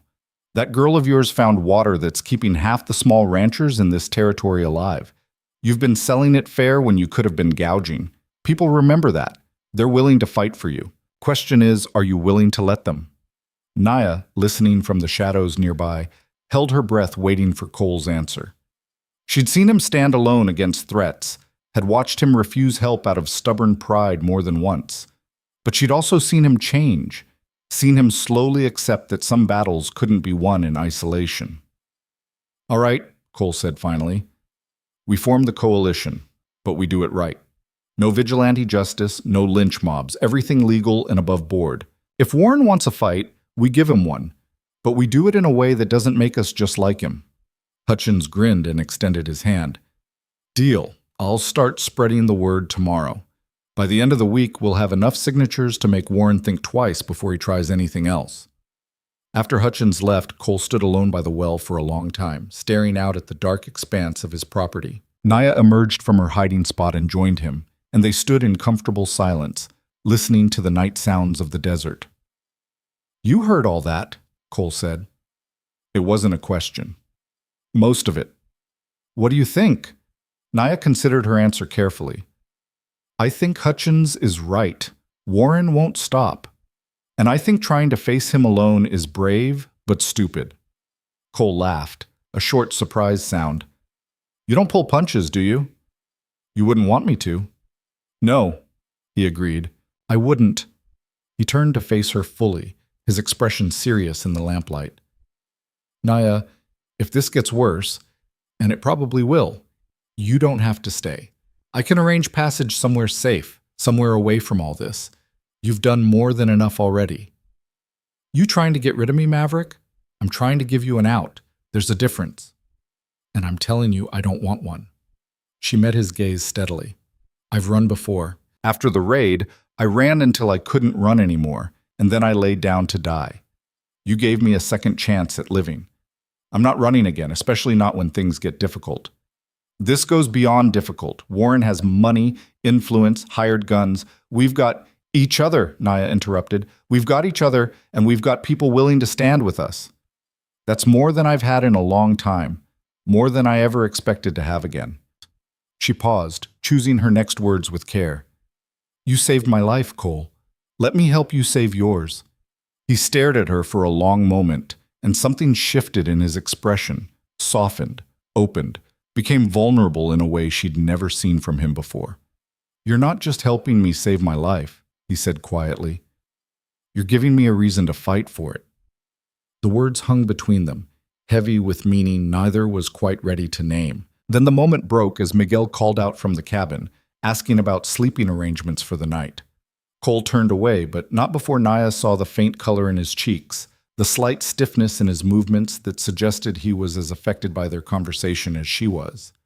They spent that night under the stars, the new cabin not yet weatherproof enough for sleeping. Someone had brought extra bedrolls, and the remaining workers made camp in the yard, talking quietly around a central fire. Naya lay in her borrowed blankets, listening to the crackle of flames and the low murmur of conversation, and felt something she hadn't felt since before the raid. She felt like she belonged somewhere. The coalition Hutchins proposed took form faster than anyone expected. Within a week, nearly 40 ranchers and homesteaders had signed on, representing a significant portion of the territory's small to medium landholders. They met in Hutchins' barn, a weathered structure large enough to hold them all, and hammered out the details of their alliance. The rules were simple: mutual defense against harassment or violence, coordinated purchasing to get better prices on supplies, and a commitment to fair dealing among members. But underneath those practical arrangements was something more fundamental, a rejection of Warren's vision of how the territory should be run, a statement that they would not be bullied or exploited. Cole was chosen as the coalition's spokesman, a role he accepted with visible reluctance but undeniable authority. Naya attended the meetings at his side, no longer an employee or a charity case, but a partner in every sense that mattered. She noticed the way people's attitudes toward her had shifted, the way they asked her opinion about water sources and land management, the way they included her in conversations without the undercurrent of hostility that had been there before. The change wasn't universal. There were still those who wouldn't look at her, still muttered comments when they thought she couldn't hear. But it was enough. Enough to feel like progress, like possibility, like the future might hold something other than hostility and exile. Warren, predictably, did not take the formation of the coalition well. He responded by calling in every favor he was owed, leveraging his wealth and connections to put pressure on coalition members. Several ranchers found their credit at the bank suddenly called in. Others discovered that their usual buyers for cattle or crops were no longer interested in doing business. One homesteader, a German immigrant named Klaus, had his barn mysteriously catch fire. Though unlike Cole's cabin, no one came forward to help him rebuild. The message was clear: defy Warren and suffer the consequences. But for every person who buckled under the pressure, two more stood firm. The coalition had created something Warren couldn't easily destroy: a sense of shared purpose, of collective strength. People who'd been isolated and vulnerable on their own found courage in numbers. It was during one of these tense weeks that Naya made a discovery that would change everything. She'd been riding the northern boundary of Cole's property, checking fence lines and looking for places where cattle might have strayed during the drought. The land up here was rougher, more broken, full of ravines and rock formations that made navigation treacherous. Most ranchers avoided it, considering it worthless for grazing. But Naya had grown up reading terrain that other people dismissed as useless, seeing potential where others saw only obstacles. And as she guided her horse along a narrow game trail, something caught her eye, a glint of color that didn't belong in the natural palette of browns and grays. She dismounted and made her way on foot to a small depression ringed by rocks. What she found there made her heart race. Water. Not a trickle or a seep, but a genuine spring bubbling up from deep underground, forming a small pool before disappearing into a crack in the rocks. And around the pool, the vegetation was lush and green, fed by consistent moisture even in the depths of the drought. But it was what lay beyond the spring that made her knees weak. The depression opened into a hidden canyon, invisible from any approach except the narrow trail she'd followed. And in that canyon, sheltered from the wind and fed by underground water sources, was an expanse of grassland that looked like something out of a dream, green and rich and untouched by the drought that was killing everything else. Naya stood at the edge of that secret paradise and understood immediately what she was looking at. This was more than just a water source. This was grazing land that could support cattle year-round, that could make the difference between mere survival and actual prosperity. This was the kind of resource that wars were fought over, that men like Warren would kill to possess. And it was on Cole's property. She rode back to the ranch faster than was probably wise, her mind racing through implications and possibilities. She found Cole in the new cabin, nearly finished now, walls up and roof on, windows installed, reviewing ledgers with the concentration of a man who hated paperwork but did it anyway. "Cole," she said, slightly breathless from her ride, "you need to come with me, now." He looked up, took in her expression, and set down his pen without argument. "What did you find?" "Something that changes everything." She led him back along the trail, watching his face as they approached the hidden canyon.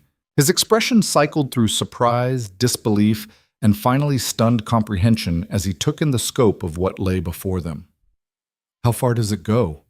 he asked, his voice hushed. "I didn't explore all of it, but from what I could see, at least 2 square miles, maybe more." "And the water?" "Multiple springs. This whole area is sitting on top of an underground reservoir. That's why it stayed green while everything else dies." Cole stood in silence, absorbing this information. Naya could practically see him calculating, understanding what this meant for the ranch, for their survival, for their ability to stand against Warren's pressure. "This is valuable," he said finally. "More valuable than anything else on my property. If Warren finds out about it, he'll do whatever it takes to get it," Naya finished, "legal or otherwise. So we keep it quiet." "Can we? Eventually people will notice if we're bringing cattle up here. The grass doesn't stay eaten, the water doesn't get used up while everyone else's resources run dry."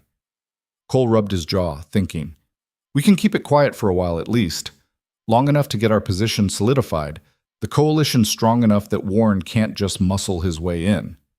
He turned to her, and there was something fierce in his expression. "But Naya, you realize what you've done, right? You've found water twice now. You've given this ranch, given us, the resources we need to not just survive, but actually thrive. We're not there yet." "No, but we're closer than we've ever been, and that's because of you." He reached out and gripped her shoulder, the contact firm and warm. "I need you to understand something. When I brought you in from that ravine, I thought I was saving your life.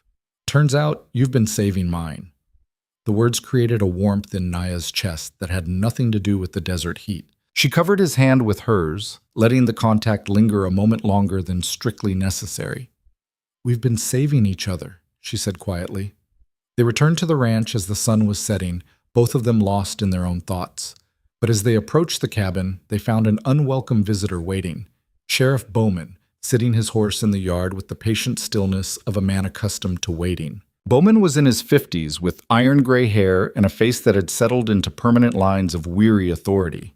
He'd held his position for nearly 2 decades, surviving by being just flexible enough to bend with political winds, but just rigid enough to maintain respect.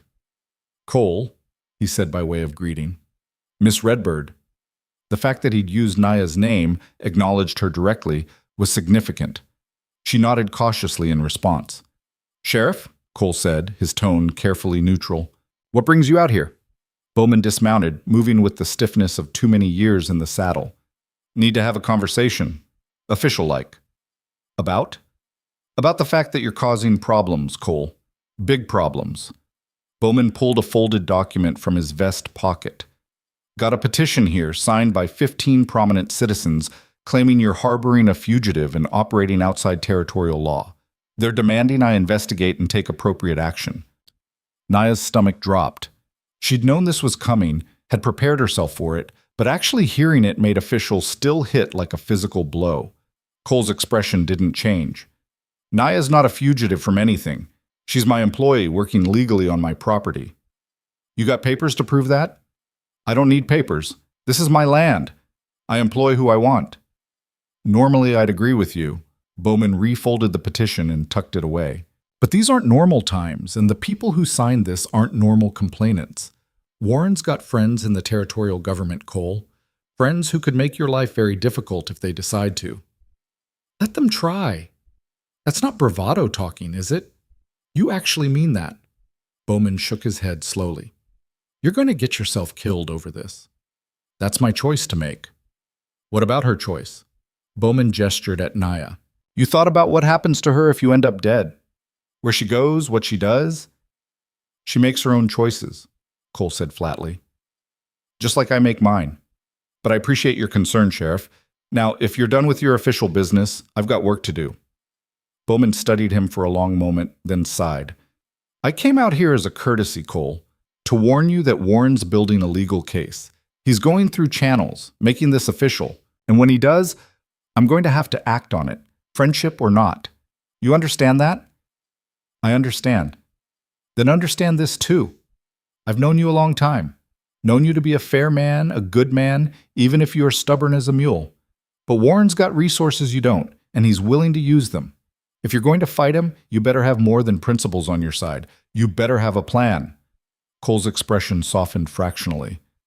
I'm working on it. Work faster. Bowman mounted his horse, settled himself in the saddle. And Cole, whatever you're planning, do it legal. The moment you step outside the law, you give Warren exactly what he needs to destroy you. He rode off, leaving them standing in the gathering darkness. Naya waited until he was out of earshot before speaking. He's right. Warren's not going to stop with intimidation. He's building a case. I know. So what do we do? Cole was quiet for a moment, his gaze fixed on the horizon where the last light was fading from the sky. When he spoke, his voice was calm but determined. We beat him at his own game, legal, official, above board. Hutchins wanted a coalition. We give him more than that. We organize properly, file for incorporation as a ranchers association, get ourselves recognized by the territorial government. We document everything, every gallon of water sold, every dollar exchanged, every employee hired. We make it so clean, so legitimate, that Warren can't find a single crack to wedge his lawyers into. That'll take time. Then we better start now. He looked at her, and there was something like determination burning in his pale eyes. Warren thinks he can use the law as a weapon against us. Let's show him that the law works both ways. Naya felt a smile tugging at her lips despite the seriousness of the situation. You know, when you found me dying in that ravine, I bet you didn't think it would lead to organizing a ranchers association and fighting legal battles. No, Cole admitted. I thought I was just saving one person. Turns out I was starting something a lot bigger. Regret it? He looked at her, really looked at her, and the intensity of his gaze made her breath catch. Not for a second, he said quietly. And standing there in the twilight, with the weight of Warren's threats hanging over them and the challenge of tomorrow looming large, Naya felt something shift inside her, something that had been frozen since the day she'd lost her family, since the day she'd given up hope. She felt it thaw, felt warmth spreading through her chest, felt the possibility of not just surviving, but actually living again. Whatever happened next, whatever battles they had to fight, she wouldn't face them alone, and neither would he. The formation of the Arizona Territory Ranchers Association happened faster than Warren could counter it. Within 3 weeks, Cole and Hutchins had gathered 47 signatures, filed incorporation papers with the territorial government, and established bylaws that would make any legal challenge against individual members exponentially more complicated. What had started as a loose coalition of desperate ranchers became something Warren couldn't simply bully or buy his way through, an organized entity with legal standing and collective bargaining power. The association's first official act was to hire a lawyer, a sharp-eyed man from Tucson named Daniel Cross, who specialized in land rights and territorial law. Cross took one look at Warren's petition to have Naya removed and laughed out loud. "This is sloppy work," he told Cole and Naya in his cramped office above the general store. Warren's lawyers threw every charge they could think of at the wall hoping something would stick. Vagrancy, trespassing, violation of reservation boundaries, none of it applies. Miss Redbird isn't subject to reservation law because she's not on a reservation. She's not vagrant because she has documented employment. And she can't be trespassing on property where she's explicitly been invited to work and reside. "So we're clear?" Cole asked. "For now. But Warren's going to keep trying." Cross leaned back in his chair, fingers steepled. "The real threat isn't legal action against Miss Redbird. It's economic pressure against you. He'll try to strangle your business, cut off your markets, make it impossible for you to operate profitably. That's how men like Warren work. They use money as a weapon." "He's already started," Naya said quietly, thinking of the ranchers who'd had their credit called in. the mysterious fires and accidents that plagued coalition members. Then we get ahead of it. Cross pulled out a map of the territory and spread it across his desk. Your association controls significant water resources now, thanks to that well Miss Redbird located. That gives you leverage. Every rancher in a 100-mile radius needs water, and Warren can't provide it. You can. Cole's expression was skeptical. You're suggesting we do what Warren would do, use resources as leverage to force cooperation? No. I'm suggesting you use those resources to build something stronger than Warren's network of coercion and debt. Offer fair prices, extend reasonable credit, help people build their operations instead of bleeding them dry. In 6 months, you'll have more genuine allies than Warren has ever had in his entire life. And allies are worth more than hired guns. It was a long game, the kind that required patience and faith that the future would reward present sacrifice. But as Naya watched Cole consider the lawyer's words, she saw him nodding slowly, accepting the wisdom of it. All right, Cole said finally. We do it your way. But I want everything documented, everything legal, no shortcuts, no gray areas. If we're going to beat Warren, we beat him by being better than him. Cross smiled. Now you're thinking like someone who wants to win. They left the lawyer's office with a plan and a renewed sense of purpose. But as they walked through Prescott's main street toward where they'd left the wagon, Naya felt the weight of hostile stares following them. The town had divided into camps, those who supported the association and those who backed Warren, and the division was visible in the way people clustered on opposite sides of the street, in the conversations that stopped when she and Cole passed, in the general atmosphere of tension that hung over everything like smoke. They were loading supplies when Warren himself appeared, flanked by Calhoun and 2 other hired guns. He looked different than the last time Naya had seen him, harder somehow, more desperate around the edges. The drought had hurt everyone, but it had hurt Warren's pride most of all, watching his power erode as people flocked to the association's protection. Cole, Warren said, his voice carrying that same false friendliness that set Naya's teeth on edge. Heard you've been busy. Lawyers and corporation papers, all very official. Just protecting my interests, Cole replied evenly, not pausing in his loading. Your interests? Right. Warren's smile didn't reach his eyes. See, that's what I don't understand. Why go through all this trouble? Why organize and fight and make enemies when you could just walk away? Sell me your land, take a fair price, and go start over somewhere that doesn't have so much conflict. Cole straightened, meeting Warren's gaze directly. I'm not selling. Not to you, not to anyone. Even if staying means losing everything? Even if it means putting her in danger?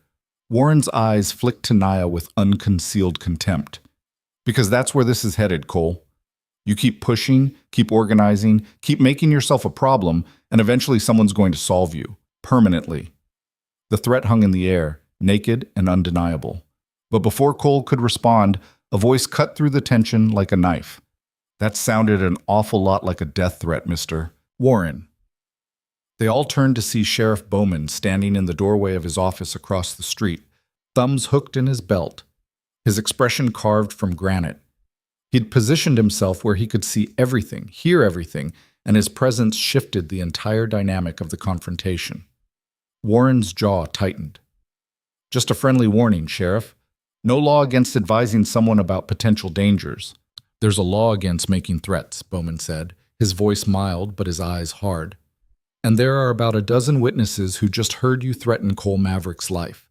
So why don't you and your boys move along before I decide this requires official documentation? For a tense moment, Warren looked like he might argue. Then Calhoun touched his arm, a subtle warning, and Warren forced his features into something resembling calm. No threat intended, Sheriff. Just concerned about my neighbor's well-being. He tipped his hat with exaggerated courtesy. Cole, Miss Redbird, I'm sure we'll see each other again soon. He walked away, his hired guns trailing behind, but the threat lingered in the air like poison. Bowman crossed the street, his boots kicking up dust. That man's getting desperate, he said quietly to Cole. Desperate men do stupid things. I know. Then be careful. Legal papers and lawyers won't stop a bullet. Bowman's gaze shifted to Naya, and something that might have been respect flickered in his expression. You watch his back, Miss Redbird. Something tells me you're better at it than most. After he'd gone, Cole and Naya finished loading in silence. The encounter had shaken something loose in both of them, made the danger feel immediate rather than abstract. As they climbed onto the wagon and headed out of town, Naya couldn't shake the feeling that they were running out of time, that Warren was planning something bigger than legal maneuvering or economic pressure. She was right. 3 nights later, Miguel came thundering into the ranch yard just after midnight, his horse lathered and blowing, his face pale with fear. "Boss," he gasped, sliding from the saddle. "They're coming. Warren and at least 20 men, maybe more. They're riding this way right now." Cole was out of the cabin in seconds, Naya right behind him. "How long do we have?" "Hour, maybe less. I only got ahead of them because I took the shortcut through the ravine." Cole's mind was already working, calculating odds and options. 20 men, probably armed, coming in the middle of the night when resistance would be minimal. This wasn't intimidation anymore. This was an attack.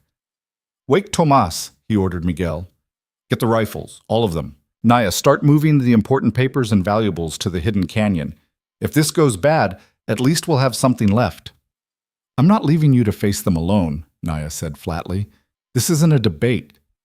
"You're right. It's not." She grabbed his arm, forcing him to look at her. "We face this together or not at all. Those are your choices." Cole stared at her for a long moment, and she saw the war playing out behind his eyes, the desire to protect her warring with the knowledge that she'd never forgive him if he tried to sideline her now, after everything they'd been through together. "Fine," he said finally, "but you stay behind cover and you don't take unnecessary risks. Agreed?" Agreed. They had perhaps 45 minutes to prepare. Miguel and Tomas positioned themselves in the barn with rifles and a clear line of sight to the main approach. Cole fortified the cabin, reinforcing windows and creating shooting positions. Naya gathered ammunition, water, anything they might need for a sustained defense. It felt surreal, preparing for a siege in the middle of the Arizona desert, but there was also something grimly fitting about it. This had been building since the moment Cole had pulled her from that ravine. Every confrontation and threat leading inexorably to this moment. The attack came with the moon high overhead, bathing everything in silver light. They heard the horses first, the thunder of hoofbeats, too many to count, approaching fast. Then they saw the riders cresting the rise, a line of armed men silhouetted against the night sky like something out of a nightmare. Warren led them, visible even from a distance by his expensive horse and upright posture. But it was Calhoun who rode slightly ahead, his rifle already unslung, his scarred face split in a grin that promised violence. They stopped just outside rifle range, and Warren urged his horse forward a few paces, making himself a target in a show of bravado. "Cole Maverick," he called out, his voice carrying across the distance. "Last chance. Come out, sign over your deed, and we'll let you and your people walk away. Resist, and we burn you out. Your choice." Cole stepped onto the porch, his rifle held loosely but ready. "You're trespassing on my property, Warren. Leave now, and I won't press charges." Warren laughed, the sound harsh and ugly. "Press charges? With what sheriff? With what law? Out here, the only law is what a man can enforce with his own strength, and I've got 20 guns to your 3. So I'll ask one more time. Are you signing or burning?" "I'm not doing either," Cole said calmly, "but I'm giving you one last chance to turn around and ride out of here. Because what you're about to do, attacking a legally incorporated ranchers association with documented witnesses, that's a territorial crime. That's the kind of thing that brings federal marshals down on your head. Federal marshals are weeks away, if they even bother to come. We'll be done here and gone long before anyone official shows up." Warren's hand moved toward his gun belt. "So let's stop pretending this ends any way other than with you dead or dispossessed." "Actually," a new voice cut through the night, "I think it ends with you under arrest." From the darkness behind Warren's men rode Sheriff Bowman, and he wasn't alone. He'd brought a dozen deputies, men from town, from the association, from neutral parties who decided that rule of law mattered more than politics. They fanned out, surrounding Warren's force from behind, rifles raised and ready. Warren wheeled his horse, his face going pale as he realized he'd been outmaneuvered. "Sheriff," he said, forcing his voice to remain steady. "What's the meaning of this?" "We're just here to serve eviction papers." "At midnight with 20 armed men?" Bowman's voice was dry. "That's a creative definition of legal process, Warren. Real creative." He nudged his horse forward. Here's what's going to happen. You and your boys are going to drop your weapons and ride back to town with me. Then we're going to have a long conversation about attempted arson, making terroristic threats, and about half a dozen other charges I'm still working out. You can't arrest me. I haven't done anything. You made death threats in front of witnesses 3 days ago. You're leading an armed mob onto private property in the middle of the night. And according to testimony I've received from a very credible source, you were directly involved in the arson that destroyed Cole Maverick's home last month. Bowman's expression hardened. So yeah, Warren, I can arrest you. And I am. Warren's face went through several expressions: shock, rage, fear, calculation. His hand twitched toward his gun, and for a heart-stopping moment, Naya thought he might actually try to shoot his way out. But Calhoun, reading the same signs, reached over and caught his wrist. Not worth it, boss, the scarred man said quietly. We're outgunned and outsmarted. Live to fight another day. It was the first smart thing Naya had ever heard Calhoun say. Warren seemed to realize it too, because the fight went out of him all at once, his shoulders sagging in defeat. This isn't over, he said, but his voice lacked conviction. Yeah, Bowman said. It is. Drop your guns, all of you, now. The sound of weapons hitting the ground was like rain on dry earth, random, scattered, and strangely cleansing. Bowman's deputies moved in, collecting firearms and securing prisoners with efficient professionalism. Warren sat his horse like a statue, staring at Cole with an expression that cycled through hatred, disbelief, and finally bitter acceptance. Cole walked out to meet Bowman, and the two men clasped hands. Thank you, Cole said simply. Don't thank me. Thank Sarah Warren. At Cole's confused expression, Bowman explained. She's the credible witness I mentioned. Came to my office this afternoon with a written testimony detailing her brother's plans, including tonight's attack. Said she couldn't stand by and watch him destroy himself anymore, even if it meant betraying family. Naya thought of the young woman who'd warned them about Warren's plotting, who'd brought supplies when the cabin burned, who'd given Naya clothes and dignity when she'd had neither. Sarah had made her choice, had drawn her line in the sand, and it had cost her everything. Where is she now? Naya asked. On her way to Tucson last I heard. Said she couldn't stay here after what she'd done. Wanted to start over somewhere her last name didn't carry weight. Bowman shook his head. That's the thing about doing the right thing. It doesn't always feel good. As Warren and his men were led away into the night, Naya stood beside Cole on the porch and watched the drama play out like something from a fever dream. It had happened so fast. One moment they'd been preparing to fight for their lives, the next it was over, resolved not by violence but by law, by testimony, by one woman's courage to stand against her own family. Is it really over? She asked quietly. The immediate threat, yeah. Warren's going to be tied up in legal proceedings for months, maybe years. And without him organizing resistance, the rest of his allies will fold. Cole was quiet for a moment. But the larger fight, the fight for what kind of place this territory becomes, that's just beginning. He was right, Naya knew. Warren's arrest didn't erase prejudice or fear or the hundreds of small cruelties that people like her faced every day. But it was a start. It was proof that the law could work for everyone, not just the wealthy and powerful. And sometimes proof was enough to build hope on.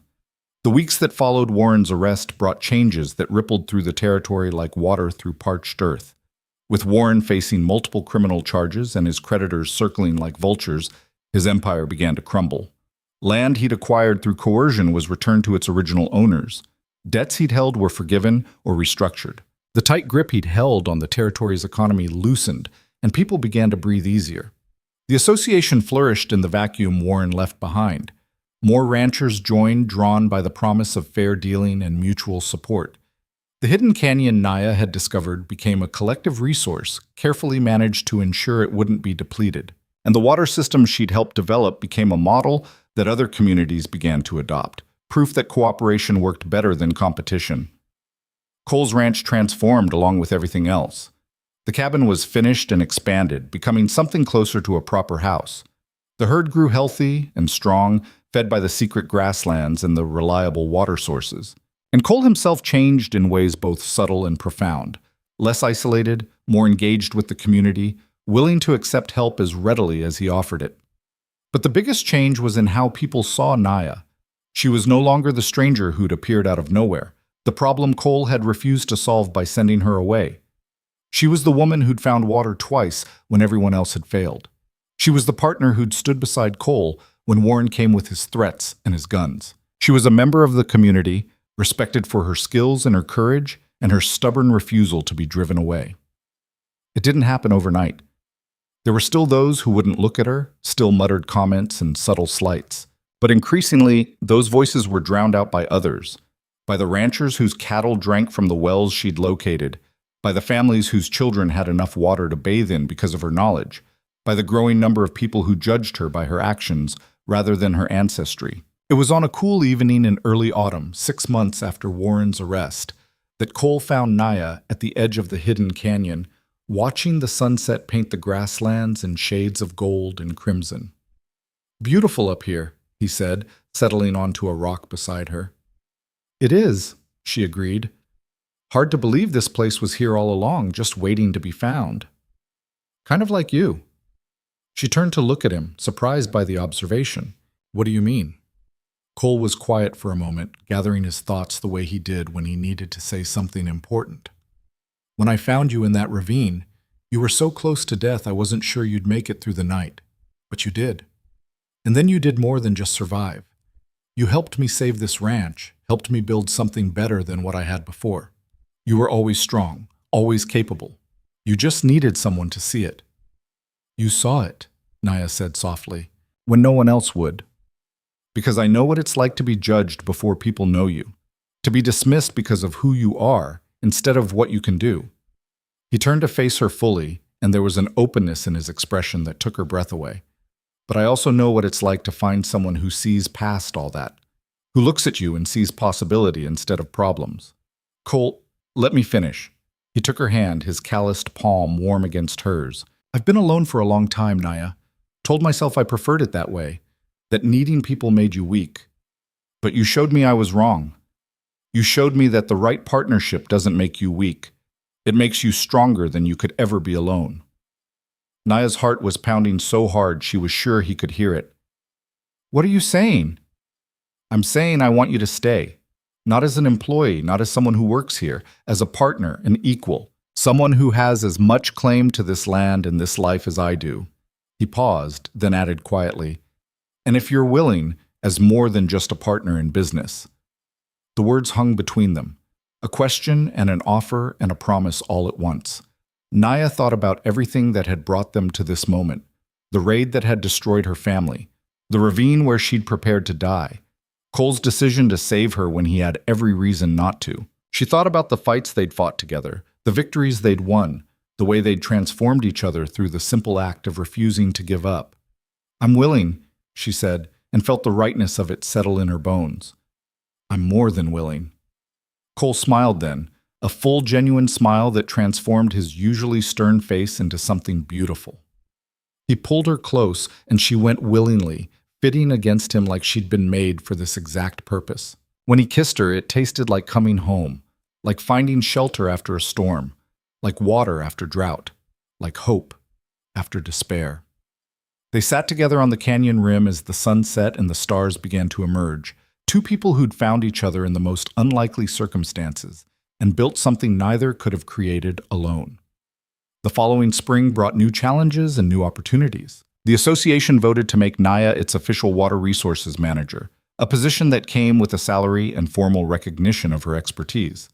She accepted, knowing that it meant being visible in a way she'd never been before, but also knowing that visibility could be power when wielded correctly. She and Cole were married in a small ceremony at the ranch, attended by the association members and Miguel and Tomas and Sarah Warren, who'd returned from Tucson with a new confidence and a determination to help build the kind of community her brother had tried to destroy.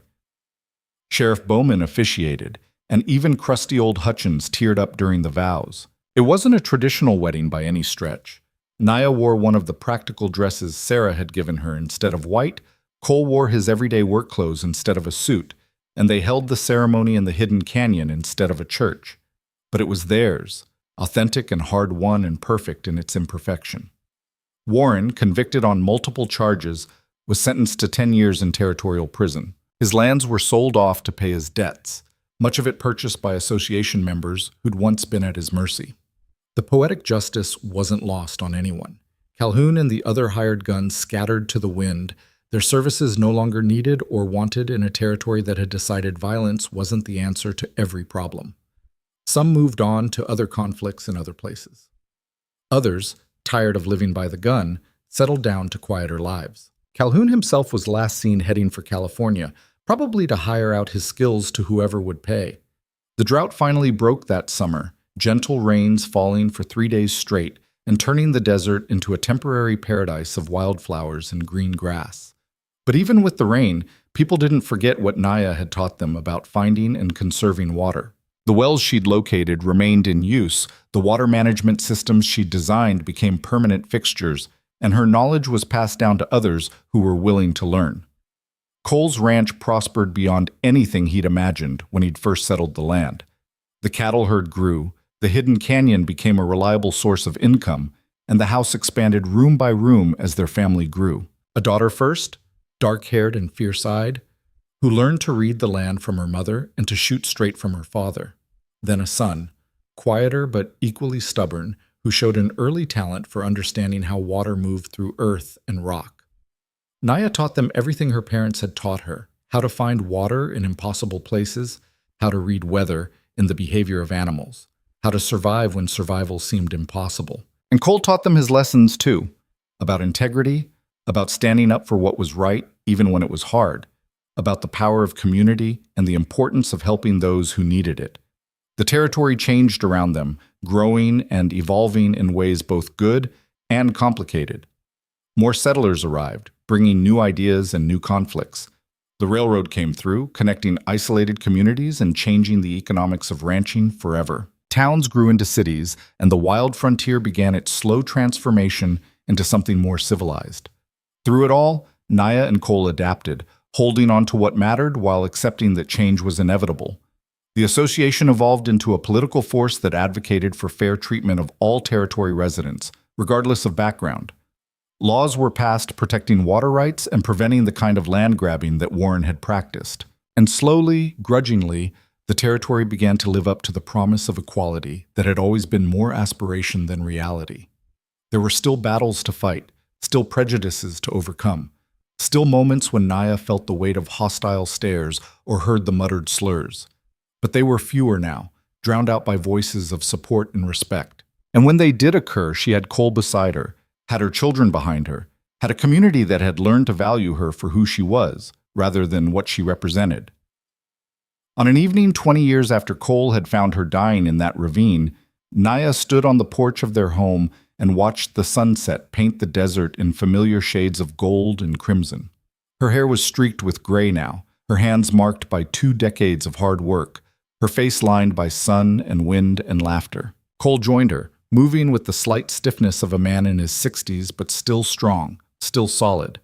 He slipped an arm around her waist and she leaned into him, their bodies fitting together with the ease of long practice. "You ever think about that day?" he asked. "The day I found you." "Sometimes," Naya admitted, "I think about how close I came to dying, how easily things could have gone differently. What would you have done if you could go back? If you could change what happened?" Naya thought about it, really thought about it.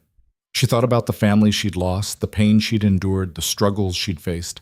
She thought about every moment of fear and uncertainty and doubt. And then she thought about what had come after, the partnership she'd built with Cole, the children they'd raised, the community they'd helped create, the life they'd made together from nothing but stubborn determination and unwillingness to give up.